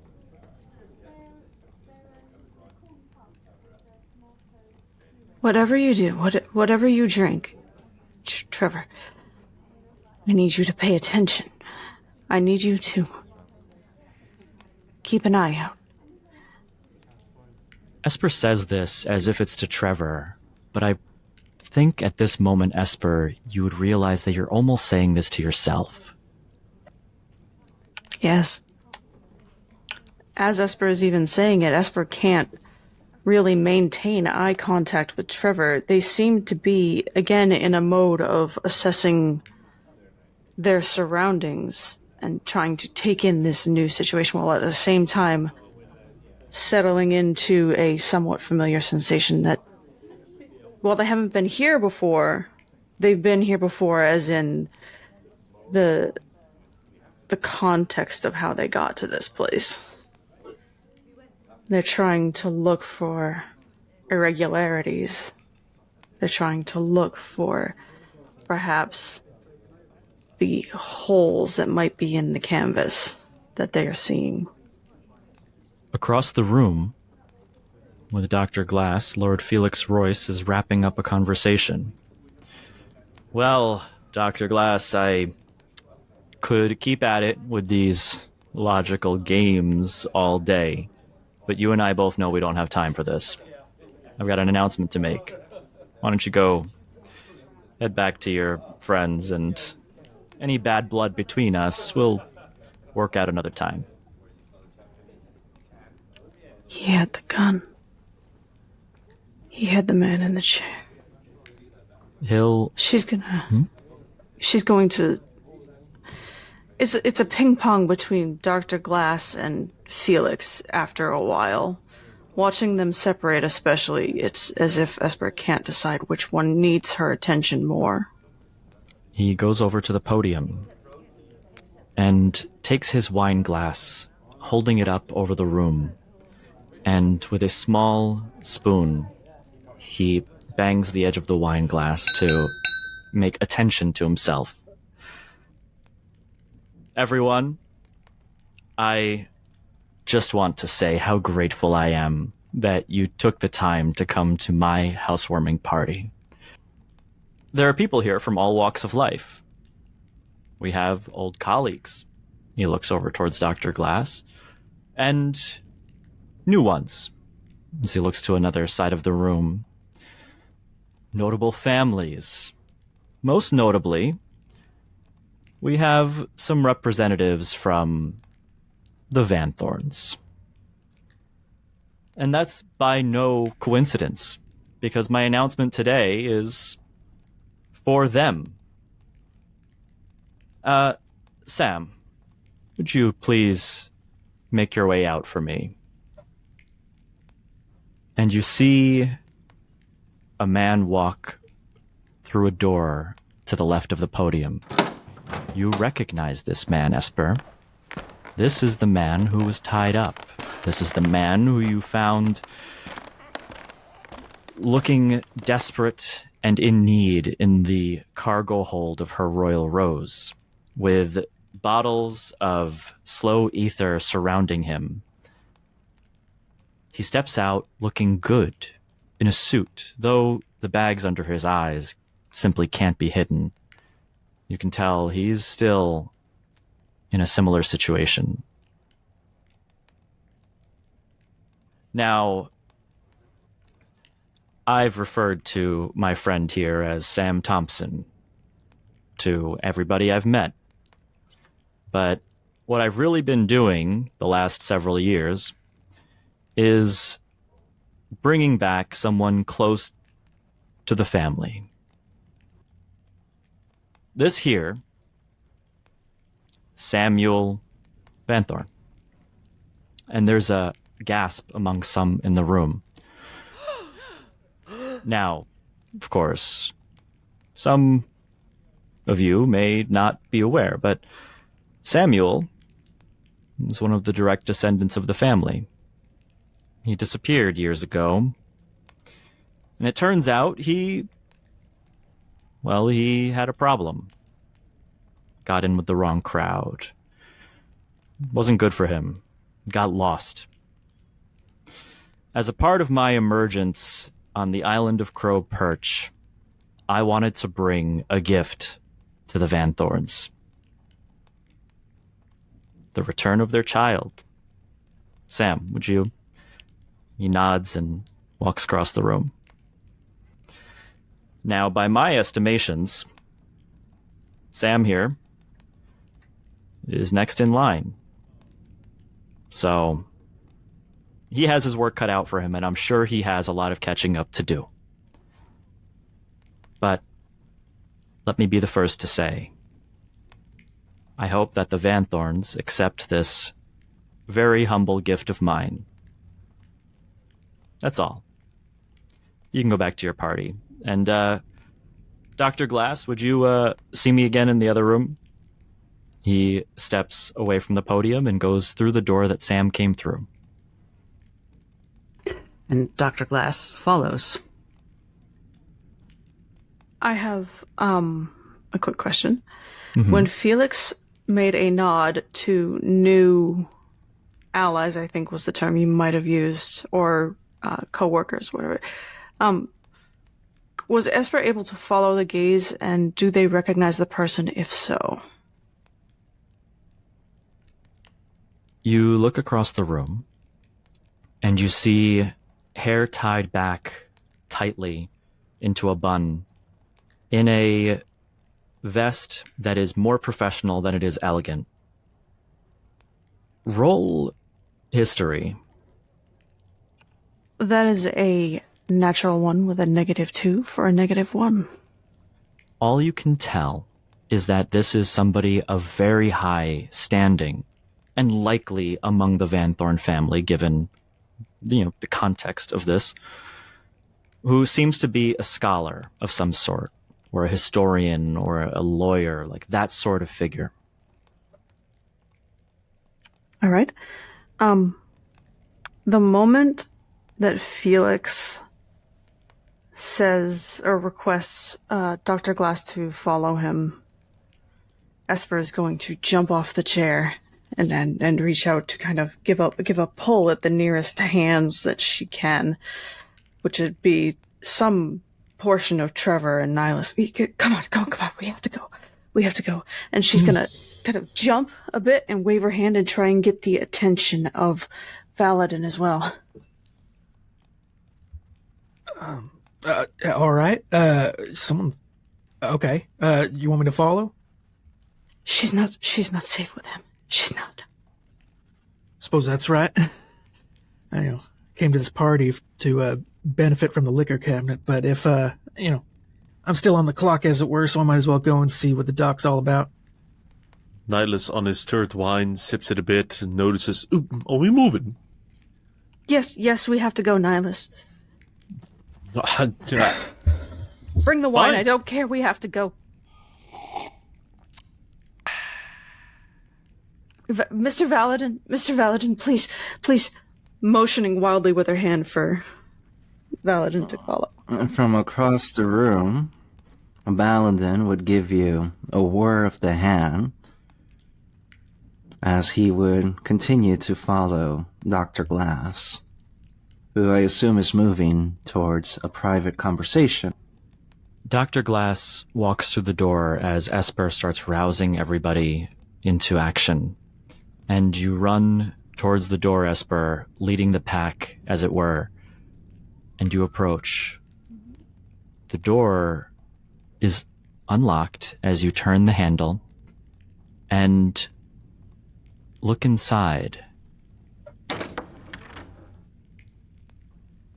And Dr. Glass, I'm sorry.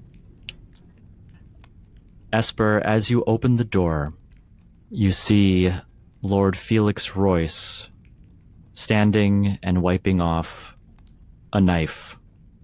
The same knife that was given to Dr. Glass in an unfortunate circumstance on her royal rose. You see Dr. Glass slumped over in the armchair of the room, bleeding and unconscious. Lord Felix Royce looks back at you. Oh, our hallway wanderer. There's something about these dreams that when Esper knows that they are in one, they tend to be quiet at times and keep their eyes open, which they have to remind themselves to do sometimes, because they want to take in all of the information that they can. And for a moment, whether it is the shock or just knowing that this is information, Esper does that. But it melts into something different, and it begins to contort her face and tighten it like there are strings pulling her skin back taut. and her gaze is going to turn cold and steel as Esper regards Felix. You will not. And I will make sure of it if I have to, that you will not. As you say that, you hear the slicing of knives behind you. And if you turn your head, you see that at least half the room was just assassinated by various people. You see bodies falling to the floor and red, at this point, starting to pool in places. As Lord Felix Royce, aloud, speaking through you to the other side of the room nearly. And that is my second gift. Enemies of the Van Thorns, dead, and only opportunity to come. And this is a good chance. Esper, your eyes quiver asleep as you feel yourself being pulled out of this dream. And you awaken the next morning in the hovel that is Cogsworth's place. You see everybody else is already awake. You're the last. I think she awakes to see Dr. Glass looking down at her. It's the first thing Esper sees when they wake up. Esper jumped awake with such a force. Well, someone's awake. There's a rise and fall of their chests, beginning kind of rapid and deep, and soon it can be heard in their voice. Their breath is loud, and it's shaking and quivering.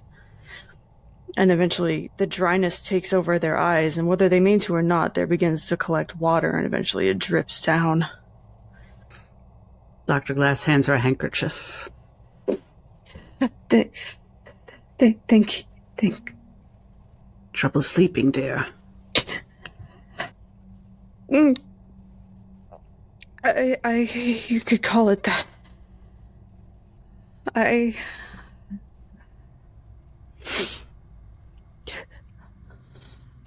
And only then they're going to bring their eyes to drag up to Dr. Glass. And Esper regards them for a moment as if Esper was looking back at their stabbed body just moments before, and there's this crestfallen wave across Esper's face before it steals back up again. And I think Isadora knows that kind of face. Like, not exactly what you're reacting to or that it's about her, but I think she's on the track. She says, I've talked to a lot of people about their dreams over the years.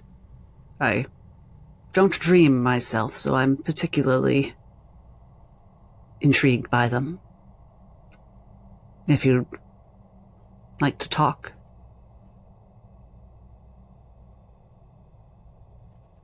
This island is very, very bad for us. I think. Didn't someone say yesterday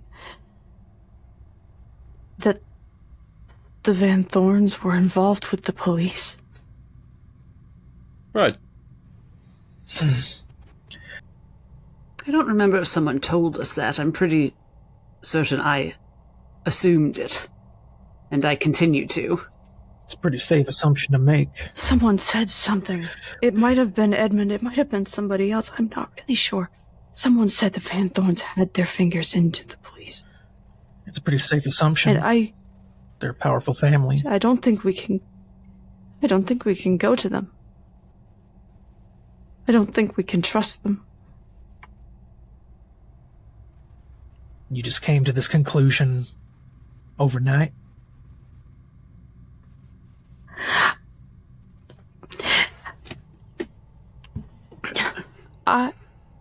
Give her a moment. Do you ever have a dream, Trevor, that feels very real, or maybe it doesn't even feel real, but something about it, it clings to you. You don't know why. You might even forget about it, but that part of the dream, it doesn't go away. It comes back. It comes back when you're awake. Well, I believe you believe that. Seeing as how deep into it you seem to be getting. I don't have many dreams to speak of. The ones that I do have, I tend to remember. Yeah, I suppose in that way you're right. No, I mean they come back when you're awake because they happen. No, that don't happen to me. Sometimes that happens to me. Aha. That's quite interesting, my child. You know, in Soros's teachings, it lets us to believe that dreams, however inconceivable, they could be theoretically explained that they are an alternative plane of an already existing reality. It's quite an interesting fact, and some delve quite deeper into it. But, you know, who could really prove it? But in theory, a dream would be you from another place. Really? Right. Well, I had a dream last night that I had made 3 more friends. Isn't that wonderful? See? Did it come true? I'm sure there's a reality somewhere. As they're talking, Esper's going to reach out for Dr. Glass and kind of pull her closer. And she's going to stand herself up so that she can get much closer without making Glass have to bend too far, and whisper in her ear, I saw him kill you. I saw you die. And have the ballroom with it. And she's going to inch away and let her go. And Dr. Glass had been going to stroke their hair, you know, thinking this was a comfort moment. And then hears that, and the hand freezes. And as she's lowering back again, she's going to just do one more quick word, and all it is Felix. Wesley, my good man, esteemed DM, Yes. do you think that in the Circle of Whispers, Isadora encountered anyone with a power such as the one Esper just described? Dreams that come true. Or anyone who reminds her specifically of Esper. Because Dr. Glass is, you know, quickly come to the conclusion Esper is not exactly like her. You know, they're not the same deal. But she knows Esper has some kind of deal. Roll history with advantage. 21. Thank you, Whisper Self. Abelard once said, in his many theories and studies, that those who lack the ability to dream,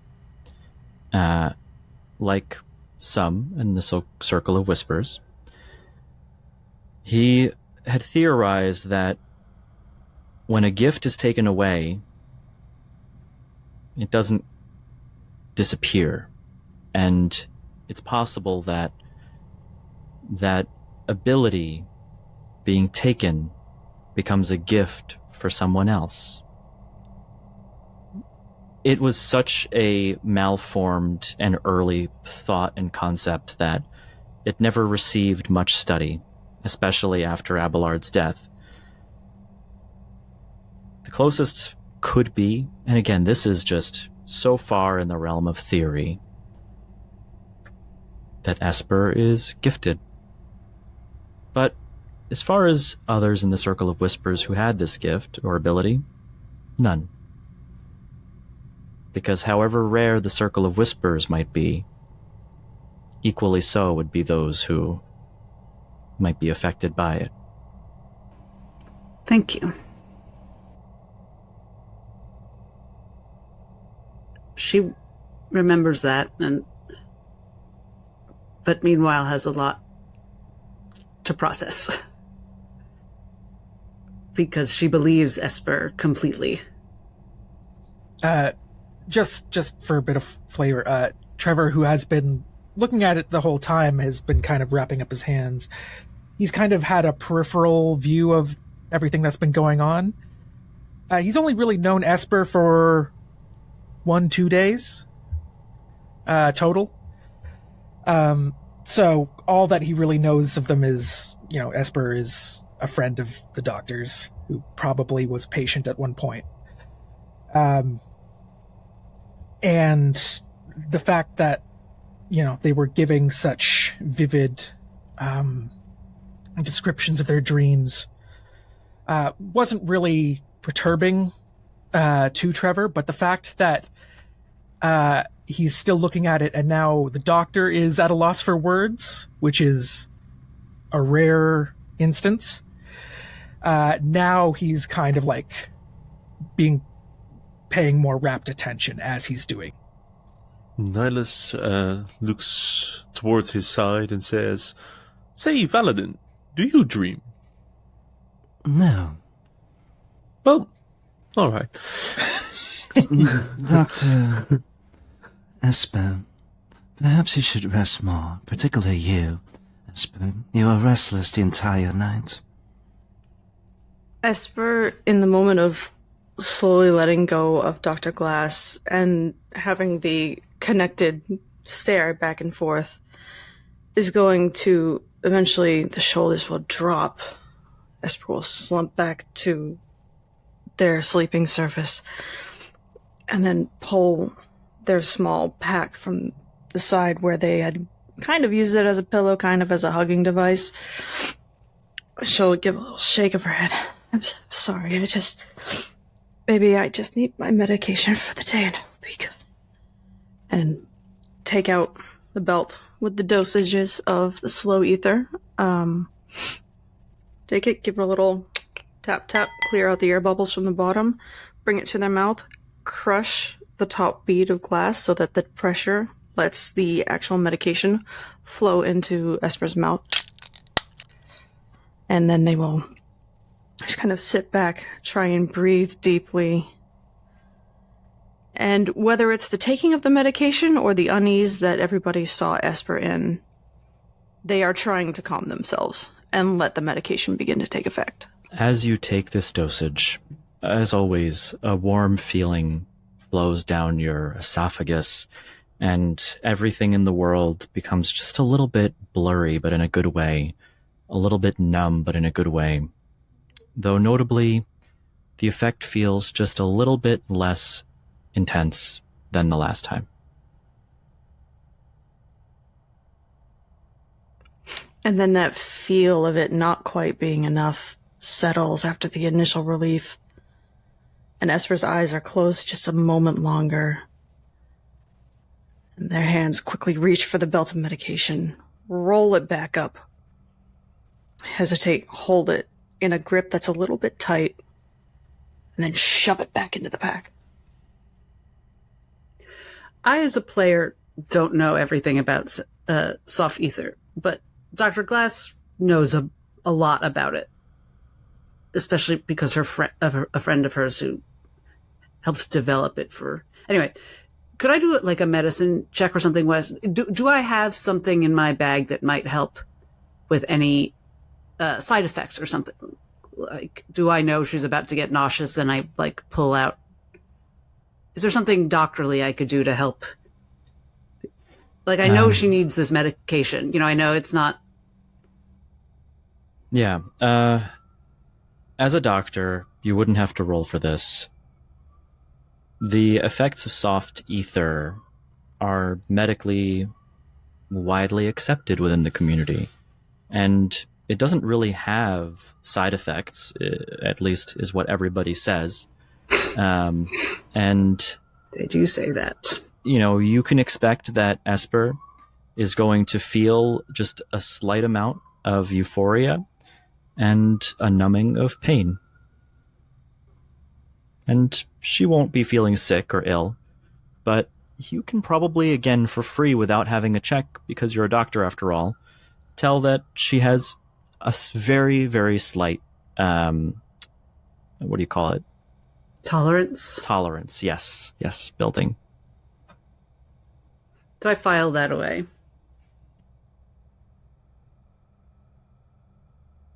Oh, one moment. Before you head off, and Cogsworth is going to go up to Valadin and, grab his shoulder and pull him to the corner of the room, lean in, a bit of a quieter conversation. Now, I'm going to miss you, Valadin. You sure you want to do this?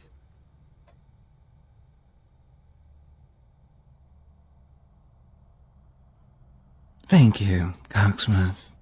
I don't know how, I don't know why, but you're quite good at seeing beneath the surface of things. Perhaps that is why you're so talented, creating your gadgets.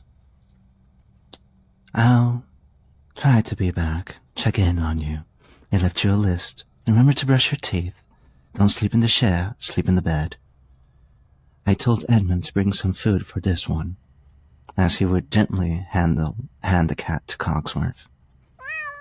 Should be good company while I'm away. Yes. Oh, right. Don't forget this. And he reaches down into his pocket and takes a small device wrapped in a piece of cloth and hands it to you. You know what it is. And with that, Dr. Glass, Nihilus von Stonen, Valadin, Esper, and Trevor, you make your way out of the tavern, up the ladder, and back to the Whaler Hotel, where it's as if nothing's changed. The hotel is in full swing. Patrons come and go. The streets are back to being busy, and the city is bustling. And as you get back, there is a carriage sitting in front of the hotel. Dr. Glass, you step in to the lobby where the doorman stops you. Just the person I was looking for. Dr. Isidore Glass, is that right? Who's asking? Oh, well, I'm nobody, but you have a carriage waiting for you. Apparently a letter you sent has been attended to. Oh, that is very efficient. I don't suppose there's a card or anything, just so I know for sure. Well, if from Dr. Hypatia Singer of Blackthorn University. Well, I wouldn't dare keep Dr. Singer waiting. Is it all right if I just run up to my room and grab a few things? Of course, you're more than welcome. The carriage will be here for the next 30 minutes. I'll be right back down. And she's really only delaying because she's not sure she'll be able to come back before the party, and she should see if there's a party dress up in the room. Yeah, I think as that is happening, Trevor is actually falling behind up to the room, and just saying like, "So you think we're probably going to be going from the university to this party, right?" I don't know for certain, but most likely. Right. Okay. I think if I come back here in between, I might lose my nerve. Right. Hope they don't mind. I don't have much in the way of finery, so I might just show up as I is. How do you feel about, I mean, I ain't gonna put much credence into dreams, right? But like, what Esper says is true, and this party we're going to it's gonna be something, especially for you. She looks up at him and just looks into his eyes for a moment, very seriously, gravely, and looks away and says, I think we should put a great deal of credence into Esperance's dreams. All right. It is disappointing. I think a part of me had convinced myself that he'd left me alive all of these times. Well, now it's clear that he only did that because he needed me for later. Doesn't seem like much later. I know. Very disturbing. All right. Well, I mean, you demonstrated that you can handle yourself. You know. She shudders a bit when you say that, like, involuntarily. Yes. We'll see. Right. I don't really know what my plan is, but I know everything I've been working towards has led me here, so here I shall go. Yeah. Of course. I mean, you never been a person who didn't know where she was going. So, I mean, if there's anyone I want to follow, it's someone who knows where they're going. She smiles at him. She says, as a reminder, I tried to fire you and I almost cracked your skull, so don't say I didn't warn you to stay away from me. Yeah. No, I remember. I'm just, I ain't got much to do here, right? And I just, as soon as I set foot on land, I really stepped in it, so, let's say we're protecting each other for now. I'd like that. I ain't as good as I once was, but not as good once as I ever was, right? So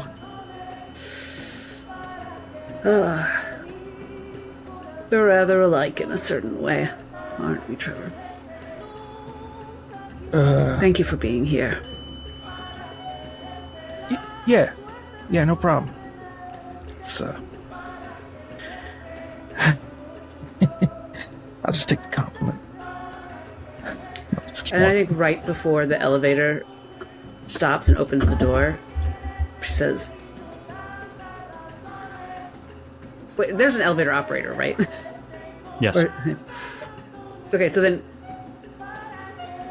right after they get off the elevator and the elevator doors close and they're alone, she says, I don't think I've ever done that before. Kill someone. And then she walks into the suite and goes into her room, and you hear her say, oh my goodness, I have no time. I need to change. I can't see her after decades looking like this. And then you just hear rummaging. Down in the lobby, Esper, as you walk in and you see Dr. Glass get this important message and then scurry off to the elevator with Trevor, you also see an arms crossed and foot tapping Mr. Augie standing next to the front desk. Esper. Yes? Esper, your appointment, Esper. We're already late. My appointment should have been canceled the moment the terms of it were not kept. You see as two new men in white coats walk through the door and stand on opposite sides of the door. Esper, you're in the system now, and you need proper medical care and attention. Dr. Faust is to administer to it and give permission for your transfer to Dr. Neville something or other. At least that's what I'm told. I'm just the messenger, Esper. But you have a place to be. I think if Valadin and Nihilus are nearby Esper still, it doesn't really even take much for perception to tell that she stiffens immediately to the point of trembling just a little bit. Especially as these two men in these white coats come, and it's clear that Esper's terms are just not going to be respected. Nihilus recognizes this, and he takes a firm step right next to Esper, and with a His arm and hand putting on Esper's back, he looks down and says, "Are you all right with this, Esper? Is this what you want?" No. My one condition for going back into the system. My one wish, and I made them promise me. Not that, man. Sorry to intrude, Mr. I'm sorry I didn't catch your name. I'm Nihilus von Stolen, Inquisitor. Augie Meridian. Augie Meridian. Pleasure to make the acquaintance. I'm sorry to intrude, sir. Is there any chance that there's another doctor available? Priest. Esper has... Inquisitor. Oh. Inquisitor. Esper has made a decision to go back into the medical system. Mm-hmm. She's not well. Well, she is expected to see Dr. Faust. And after an initial consultation, another doctor could be considered.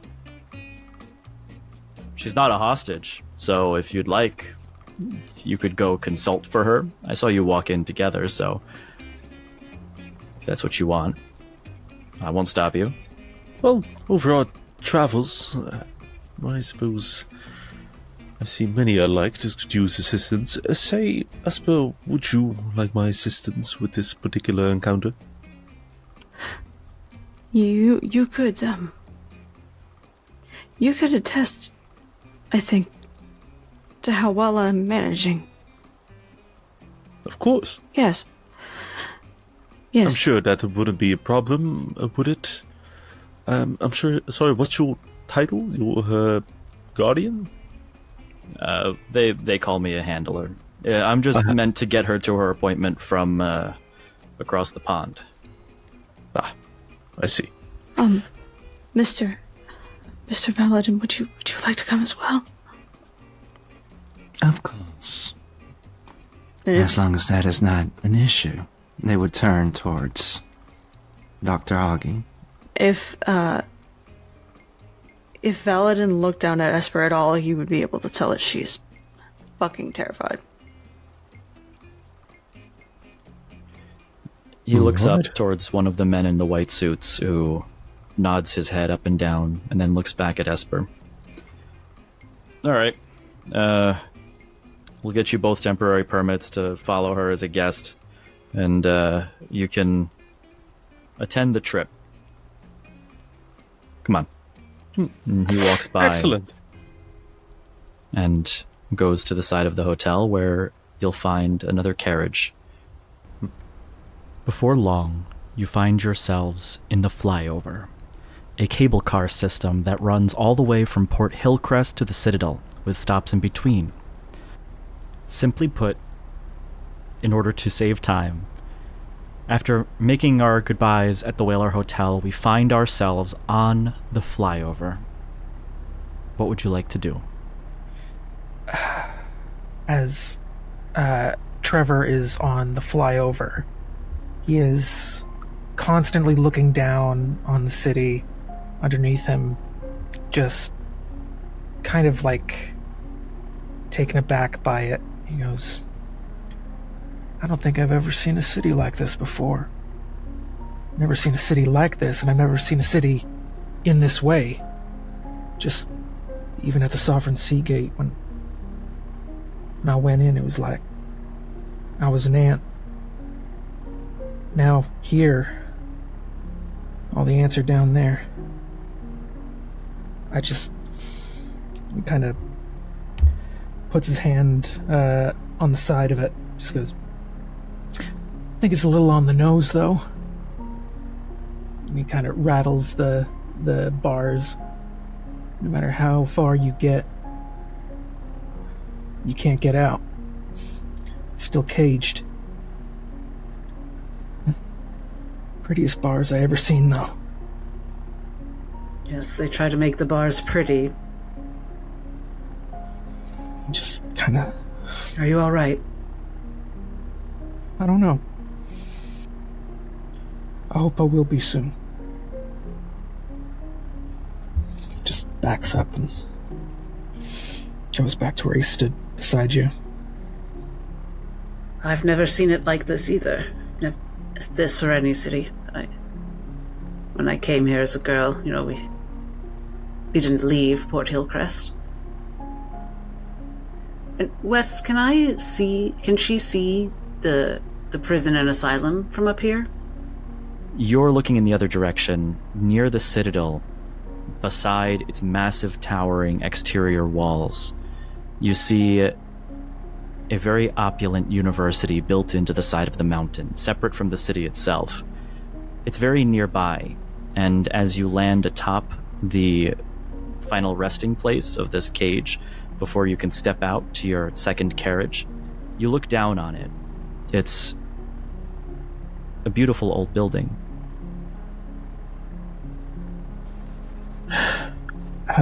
It's strange that they let us see the journey. It really makes you realize how artificial distance can be. We got here so quickly, yet so many things are well out of reach. Yeah. Before exiting the flyover, Trevor just kind of takes a deep breath, kind of winces a little bit, and goes, hey, Doc? Yes? Just before we go to this university thing, do whatever you gotta do. I just want to thank you. When we was talking down in Cogsworth's Hole, you brought up the fact that we can't go to the guards with what we done. Mm-hmm. I know you probably had other things on your mind when you were bringing that up, but I let myself go for a bit, and I think I got us into a lot of trouble. So, No. now, let me finish. I want you to know that if something happens to me, that if them guards take me away, I can't let that happen. I came to this place with you, and I plan to see whatever you got going on through. I plan on doing that. But just so you know, if they take me away, if they throw me in a hole, they may as well just be putting me to death. I can't let that happen. So, if they start surrounding us, don't worry about me, okay? I'm gonna make sure they don't get me.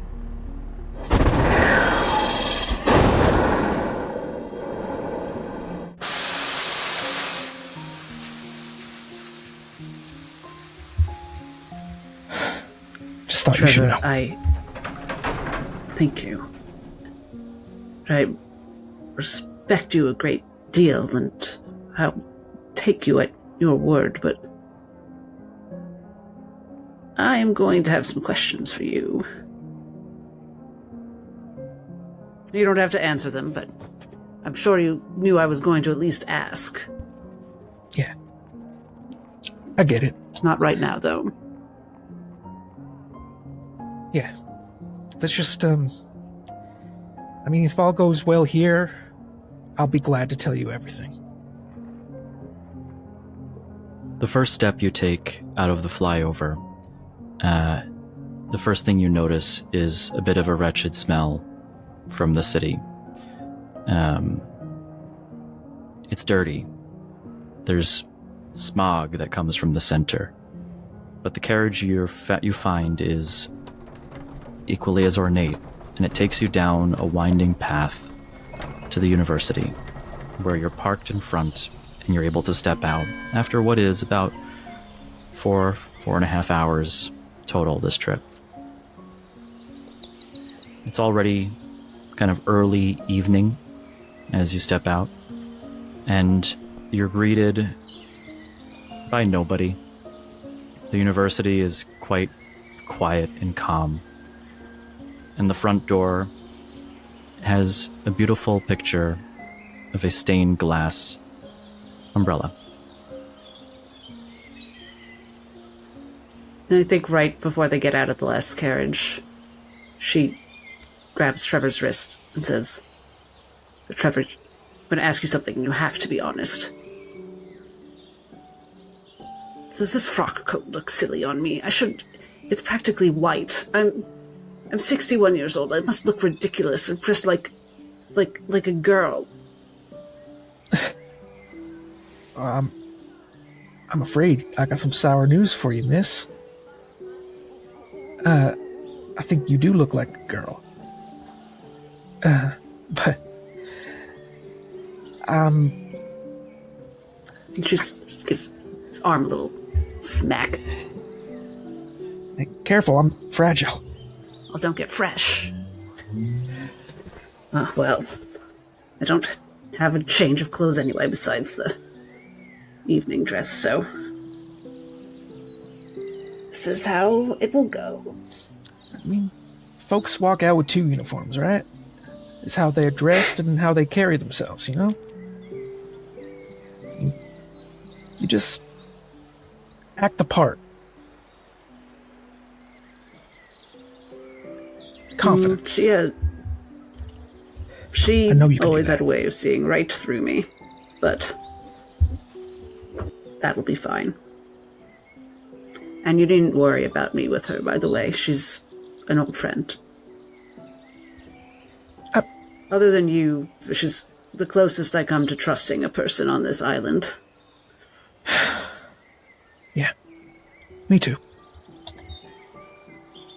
Shall we? I mean, age before beauty. You walk through the marbled halls of the university, following the signs for different professors' rooms until you find that which denotes Dr. Hypatia Singer. It's not just an office, but an auditorium of sorts. As you open the door, you see wooden chairs in a tiered level system going all the way down to a chalkboard, a table, and a woman standing over a cadaver. And she looks up. Oh, Dora! So glad you got my carriage. How could I resist an audience with the great Dr. Singer? Please stop. Isadora, you two are just as great. I read your papers, you know that. I hope you didn't read my book. I wouldn't say if I did. That's very discreet of you.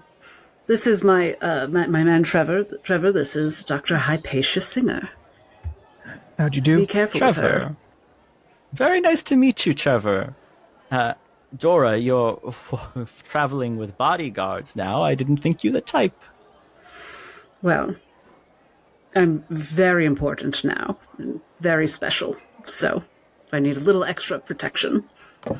And she starts to walk down the stairs towards her.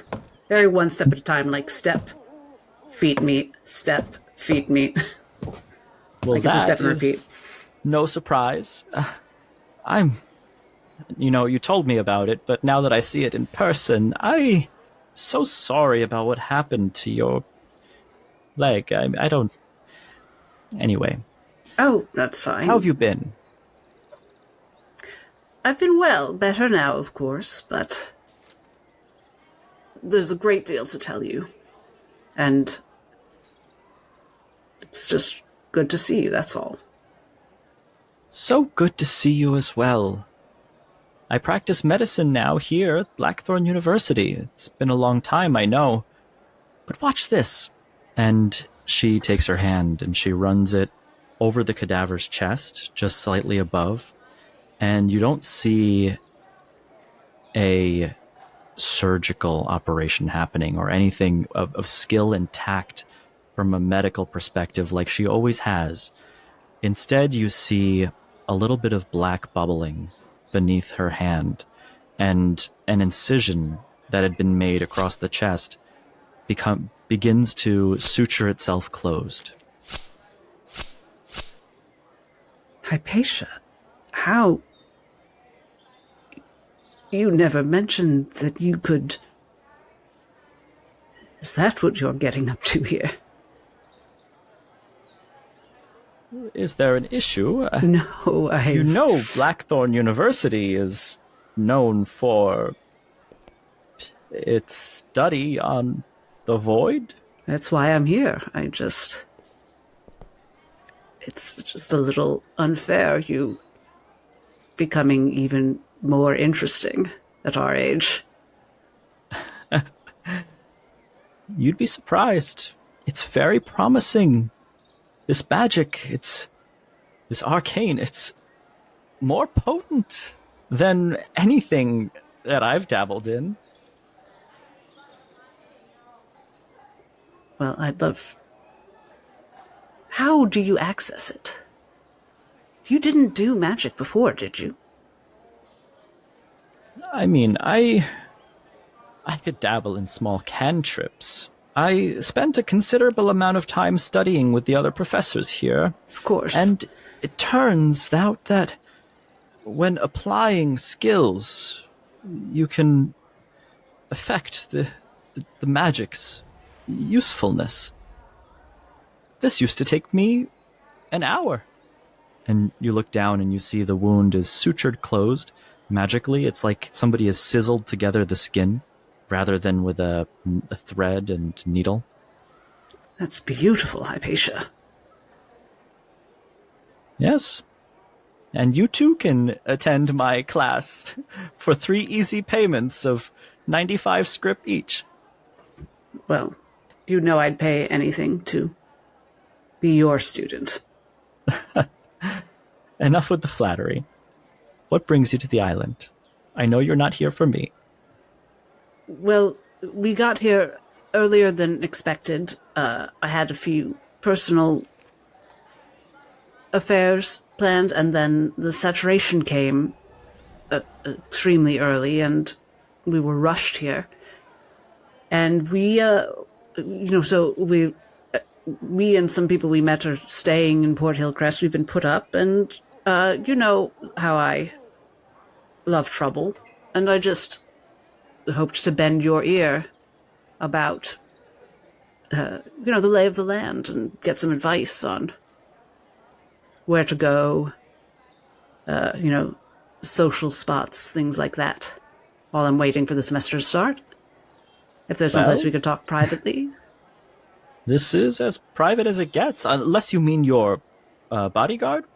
We No. could leave him. I mean, I can Trevor, leave you I alone trust- if you wish. And I mean, Dr. Glass just wants to look at Hypatia, just curious what Hypatia would prefer. I'm fine here. Anybody you trust, I of course will trust as well. Only slightly disappointed.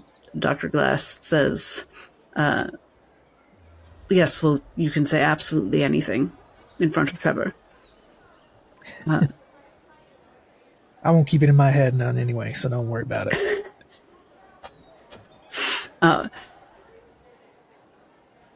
Shall we sit? Are you finished with the... Oh, yes.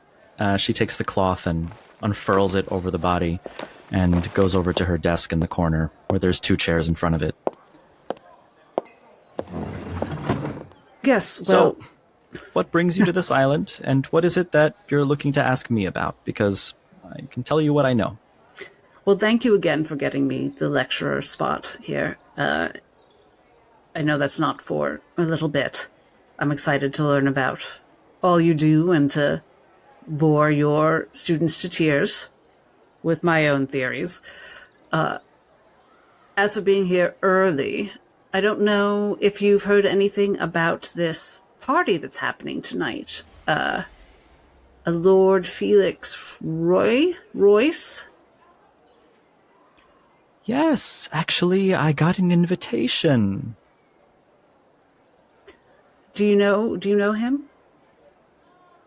I only know him through circles, not somebody I've discussed directly, or spoken to directly, that is. I know he's an up-and-coming sort of person who, well, word has it, is searching his way up the ladder on makes this sense. small island. Yes, I heard much talk about him from, clients and colleagues, and it was suggested I might be a welcome party crasher. I haven't quite made up my mind about that. I know he's very in with the Van Thorns, which I've heard many conflicting things about. I'm not sure how they would feel if, I'm a bit popular with the elite families in Sovereign Seagate, but I don't know if my little scandalous book gets me any cred here on Crowperch. Not that it should. What's that look on your face, Dora? You look concerned. Well, I am concerned. I've got so many concerns, Hypatia. I don't know that I want to burden you with them, though. She leans over the table and puts her hand on your arm. It's no burden. Here, let me tell you what little I know. The Van Thorns are a family like any other. There's the Meridians, the Scalders. There was a king here once. You might have heard the name, King Thelonious. He's gone right now. He's not making decisions, and so the families have run amok. They are his council after all. But if you keep your nose to the ground and do what you came here for, don't turn over rocks and ask questions, there really isn't anything to be concerned about. Now, this other fellow, I can see on your face, there's something more to it? This Royce? Yes. What if I already have turned over rocks and asked questions?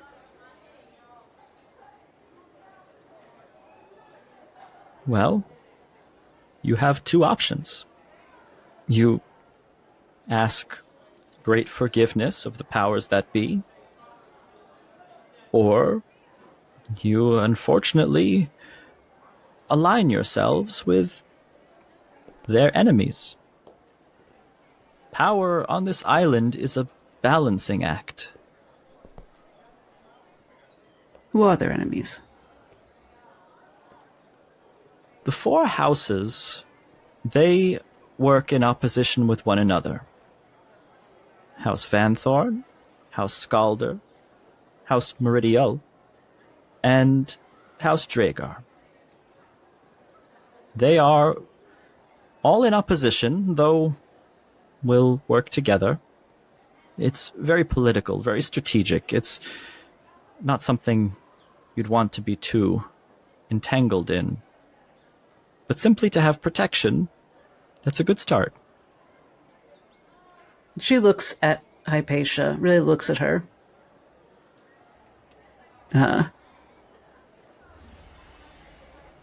Face she first saw more than 30 years ago and hasn't really seen since, maybe once. She says,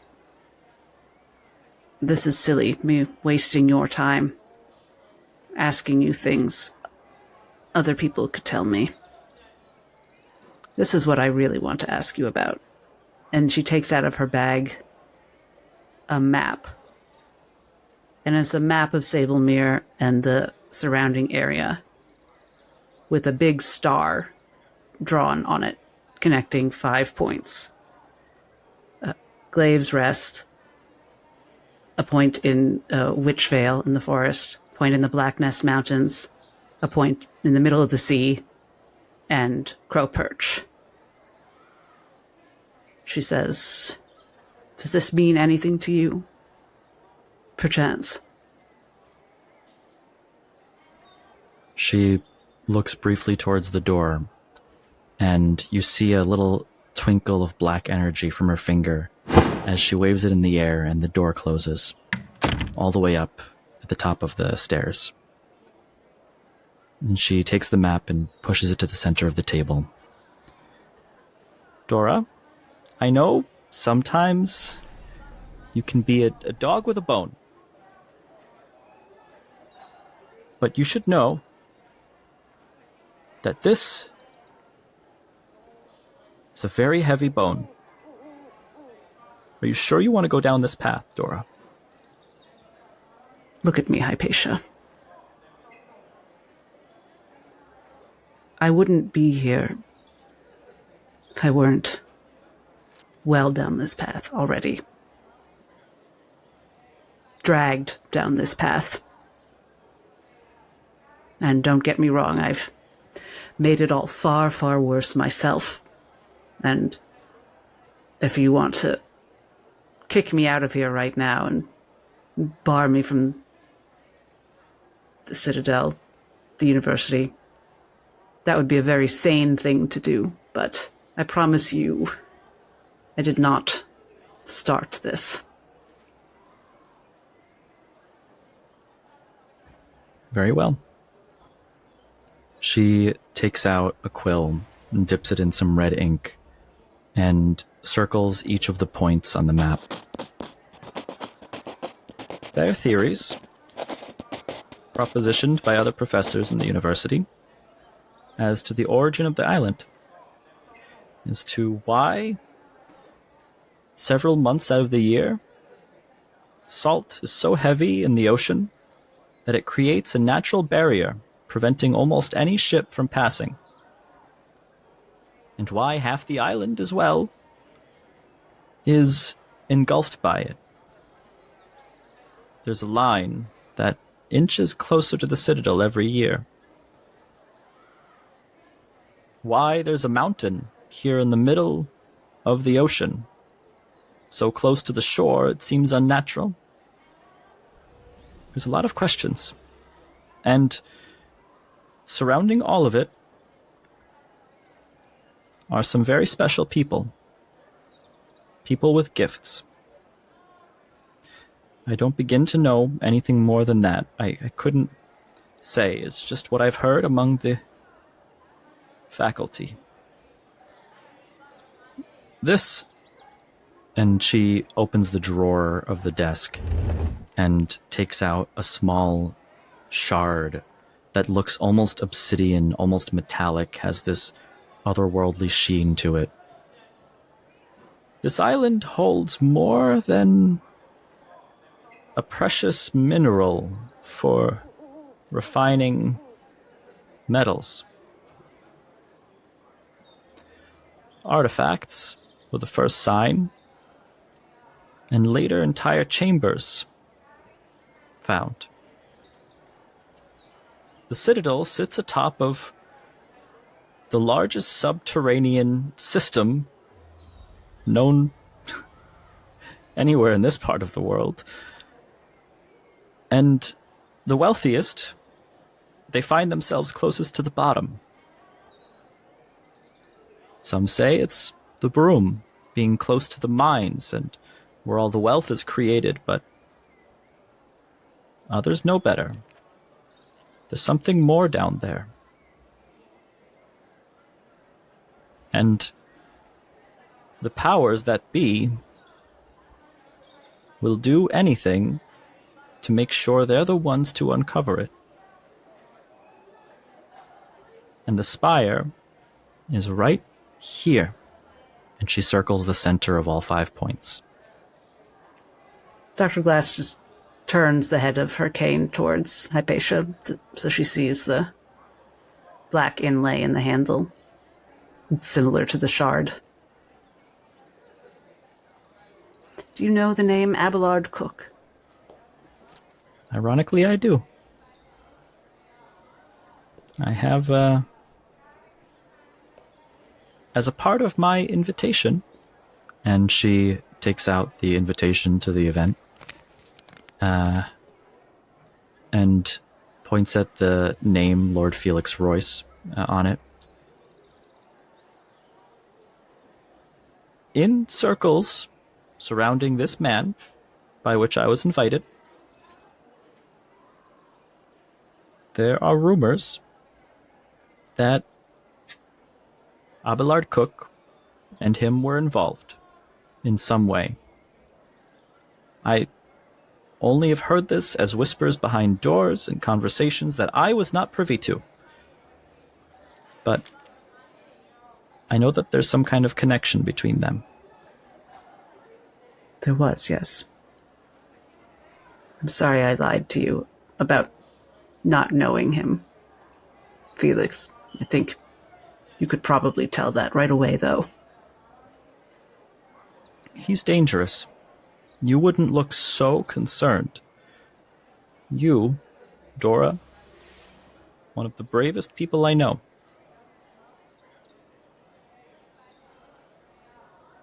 He has my aunt, my patient. My Aunt Amelia is somewhere on this island. She's still alive, and she's being kept here somewhere. The asylum, probably. She leans in. He has your family. It's not the least of it, but it's the part that makes me the biggest fool. I need to learn more about things like this map. Abelard talked about consonance points, and it sounds like the people you've spoken to, the theorists, agree that Crow Perch is a consonance point. For what? Well, he had names for it. The Nexus. He called some of these people with gifts he mentioned Nexus bound. I've heard that before. What? Where? In the same breath, in the conversation I overheard, where they mentioned Abelard's name, Professor Thaldrin Wavebinder was the one who I spoke to the other day, and also the one I overheard. She, too, is going to be at the event. And Isadora just takes her by both her wrists and says, Hypatia, don't ask around for me, all right? Promise me that this is very dangerous. I don't know if that my aunt was one, the Nexus bound. I had a patient who was one, and he got disappeared as well. There's the fact that someone here even knows that term. I want to tell you everything, but I don't want to put you in danger. I'm Then sorry, don't I tell shouldn't me. have told you It's okay. even this much. Consider me a friend on the island, I do. and we'll leave it at that. For now. Just try to be careful, Dora.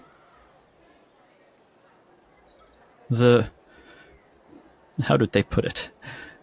The shit runs deep. I know. And I booked a first-class ticket. Straight in. We should, at this moment, pay pan away from the conversation, zooming all the way out to the island of Crow Perch and then back into another location on the island. All the way south of the Citadel, after having come off of the flyover and taken a carriage down another long path, a whole 6 hours later, Esper, Valadin, and Nihilus von Stonen, you arrive at a small dock by the water. You see a smaller island just off the coast with large walls and a tower. Along the way, you would have heard that this is Coldwater Prison House, but in between, there is a building that juts from the water, built right into the ocean beside it. And that's St. Seraphina's Hospital. A small ferry will take you from the coast to the hospital, where you disembark and are led by Augie through the halls of this asylum. Right this way, Esper. Yes. And on the way there, Nihilus would have made it such a pleasant journey by sharing so many fun facts about Kieran Stone. Did you know that, in fact, there are two capitals in there? One is the main one, a temporal one called a Tellurium. There's also the religious capital, much more fortune than new. Oh, I have so many stories I could tell you. Esper knows so much about Kieran Stone now. Yes, Inquisitor, of course. This way, Esper. And he, again, isn't making eye contact with Nihilus as he makes his way upstairs, and you can hear that this isn't a hospital for those who are hurt or sick. It's a hospital for those who are mentally unwell. And out in the ocean here, there are rooms that you walk by where you hear muttering, screams, concerns. You see people being lorded around in vests that bind their arms and hands to their body. And after walking up the stairs several levels up, you get to the top floor. And there is a small office with a window that says Dr. Faust.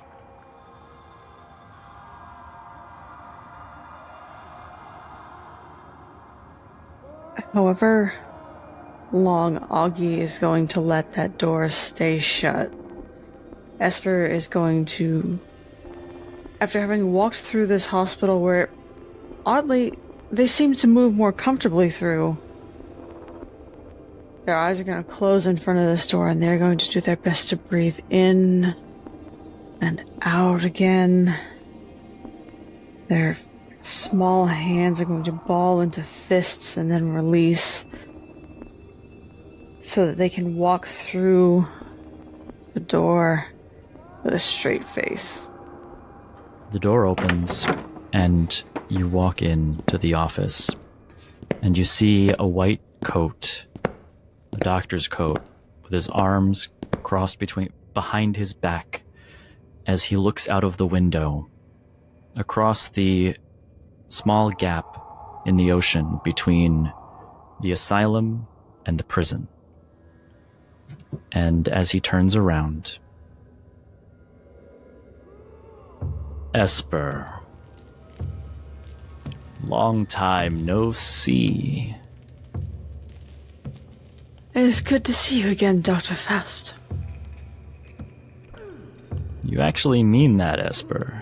I tend to doubt that.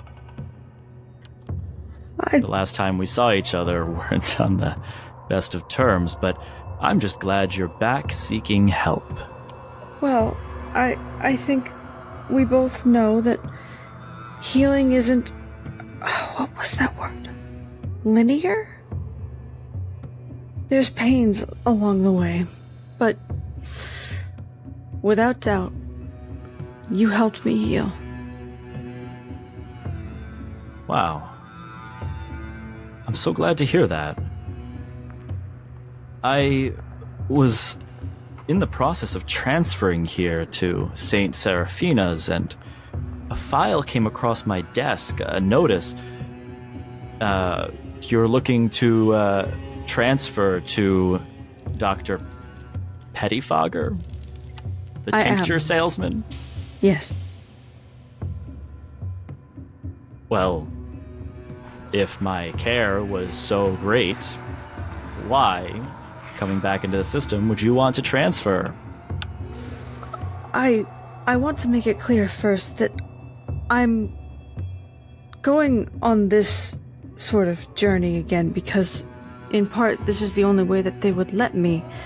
But I'm doing it for preventative measures, and I feel like it would be remiss of me not to ignore what you had done for me, Doctor, but to see if there is perhaps a happy space in between for me to be able to function.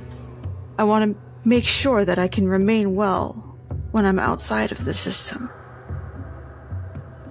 But I don't. I want to make sure that I can manage it and do it cleanly.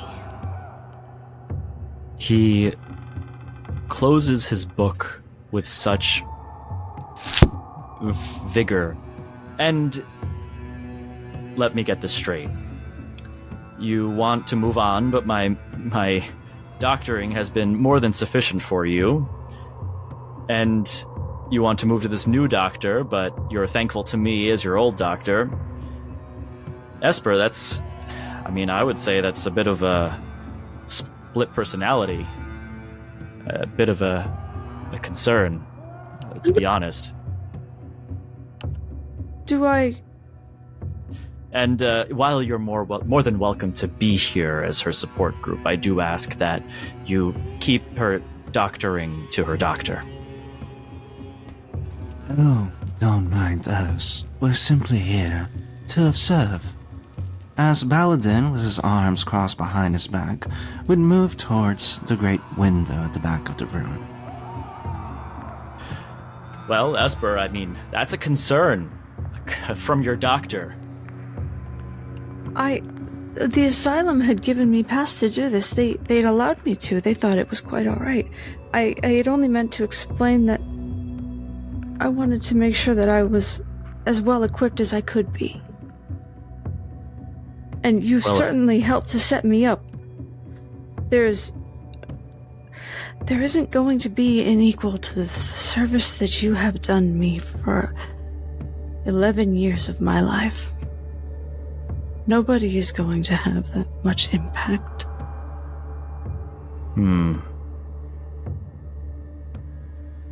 Very kind words from you, Esper. But I tend to think that maybe this duality of mind that you have in terms of your medical decisions is a bit concerning. Tell you what, let's take a few days under observation first. These two have been with me for some time, since I was even on the ship. I've known Mr. Nihilus now for several days.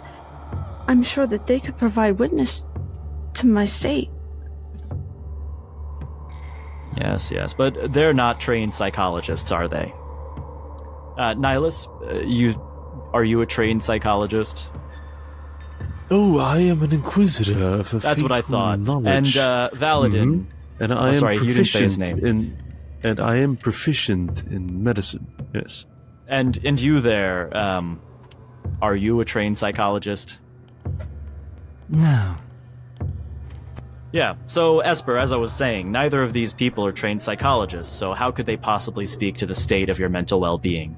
Is We the man... are acquaintances who have spent quite a bit of time together, or are the opinions of friends and family not relevant in your diagnostic? I'm sure you don't mean it this way, but wouldn't Dr. Pettifogger also be able to make an assessment? Do you know who Dr. Pettifogger is, Esper? Do you really know who this man is? Have you seen his advertisements selling tinctures that have absolutely no effect? You want to go to a snake oil salesman is what you want to do. I wanted to go to somebody who was going to offer me new ways to make sure that I could be able to take care of myself. If I understand correctly as well from someone being in the system, as they are free to explore their options, that is a viable way to proceed, is it not, Doctor? You know, you're right. Any patient who is going in for a checkup, a physical, an eye exam, can choose their doctor. But it just happens to be that those who are not of stable state of mind are regarded as less able to do so. The system accommodates for their best medical outcome, not necessarily what their best wishes and desires are.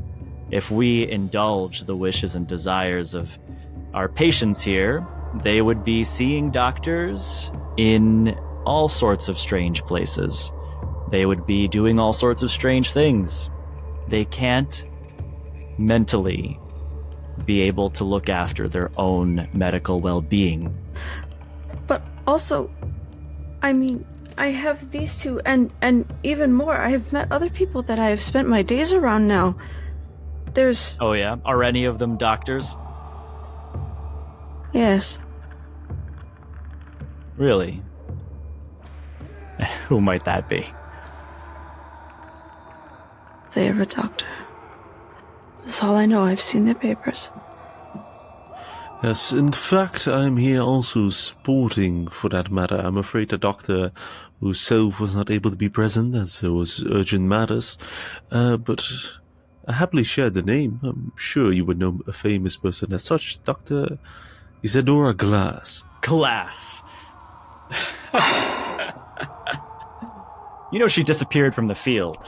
Apparently she's been helping housewives in the wealthy manors to get over their depression or whatever it is that a private psychologist does. She hasn't been practicing in research. But if I do remember correctly, in the state of law, she still has a doctorism. She would know in if fact, in holding. She would know if I'm being unstable, if I'm not being well for myself. She would still know, and she would still be, I think she would still have to report it. He looks down at the clipboard again, and you see an expression over his face like that of somebody who wants to do something, but can't. He almost looks disappointed. Well, if you're being seen by a doctor, I would have to consult with them. Because it would be necessary for me to make an assessment. I will send them a message. I will find them, and I will tell them, and I'll bring them here. We will watch over her very closely. Yes. Please do. I want to show you my best, Dr. Faust. And I want them to be able to come back into this room with me with glowing reviews.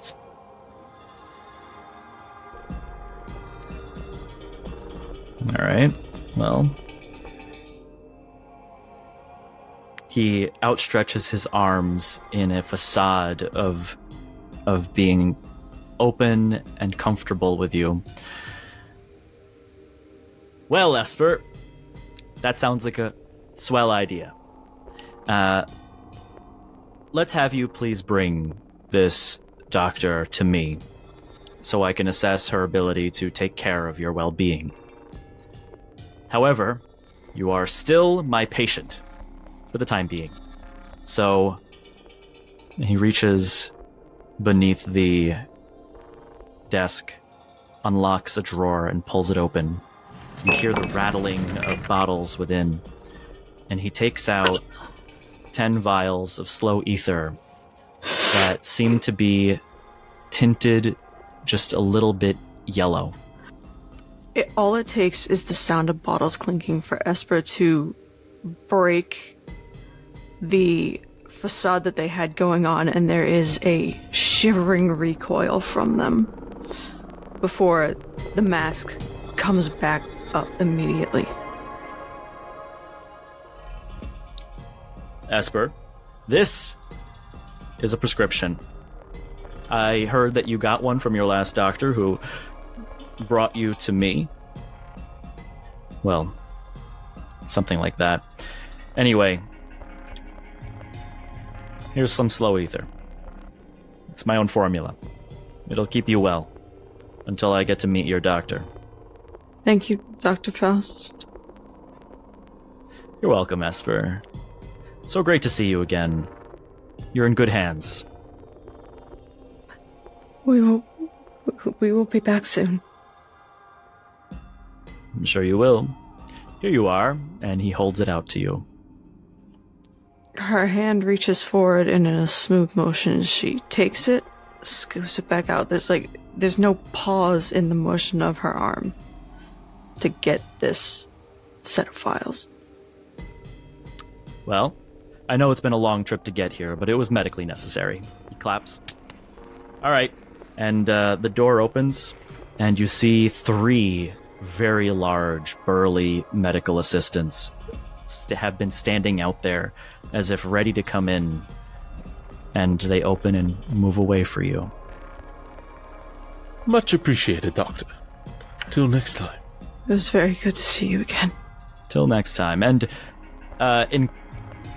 Inquisitor, I take it. If you ever need a checkup, just come to me. Dr. Faust. Oh, I'll be sure to keep that in mind. I do appreciate it. I would love to spread the fate into a place like this as well. Yes, and I would love to talk to a priest about his delusions of a higher power. Oh, that's quite alright. The wonders themselves show action through belief. Yes. You have a beautiful view here in your office. Make sure to enjoy it again once we meet again. You enjoy the rest of your night, Doctor. We should be on our way back before it gets too late. Oh, it's, by the way, the ferry has stopped running already. It's 2 a day, so you'll have to stay the night here. I hope you understand. Don't worry, you're not in the patients' rooms. We have housing for guests. That is very grateful of you. Thank you. Nurses, would you show them to their rooms, please? Yes. And they walk down the hall to lead you to your accommodations. As they're being let down, Balandin is keeping an eye out for any rooms labeled pharmacy or storage. I would say with certainty you would find both of those along the way. You could take a mental note of their location. He will do that. You get all the way down to 3 separate rooms side by side. They're almost indistinguishable from the rest of the rooms in this asylum. As the doors open, you see beds. Very basic nightstands.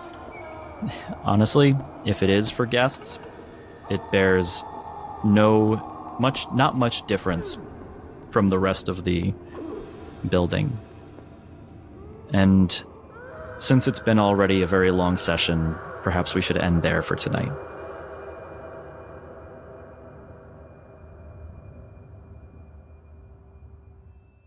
Sounds Very good. well. Oh my god! Fuck this guy. I like how Matt immediately knew what I meant by the lovely view. Are you thinking of throwing him out of the window? Yeah. Maybe. I was like, this is gonna be our office. Screw you guys. Oh. It's gonna be a great view with your head on a spike. I didn't quite know the direction you were going to take, how much of an asshole Faust was going to be, but you nailed it. Yes. Yes. When you mentioned One- Dr. Glass, he is required to consult Yes. all doctors working on her file before he can make decisions. So he has to I was consult really Dr. trying Glass. to see how long I can avoid before having to use another character's name, but knew was going to be it had to be there. That's why Nihilus wanted to be here present, to help guide that conversation in Dr. Glass's stead. Yeah. Even though he, as a scholar, would love the opportunity to visit the university. There'll be, unless we all die, there'll be plenty of chances, I think, for that.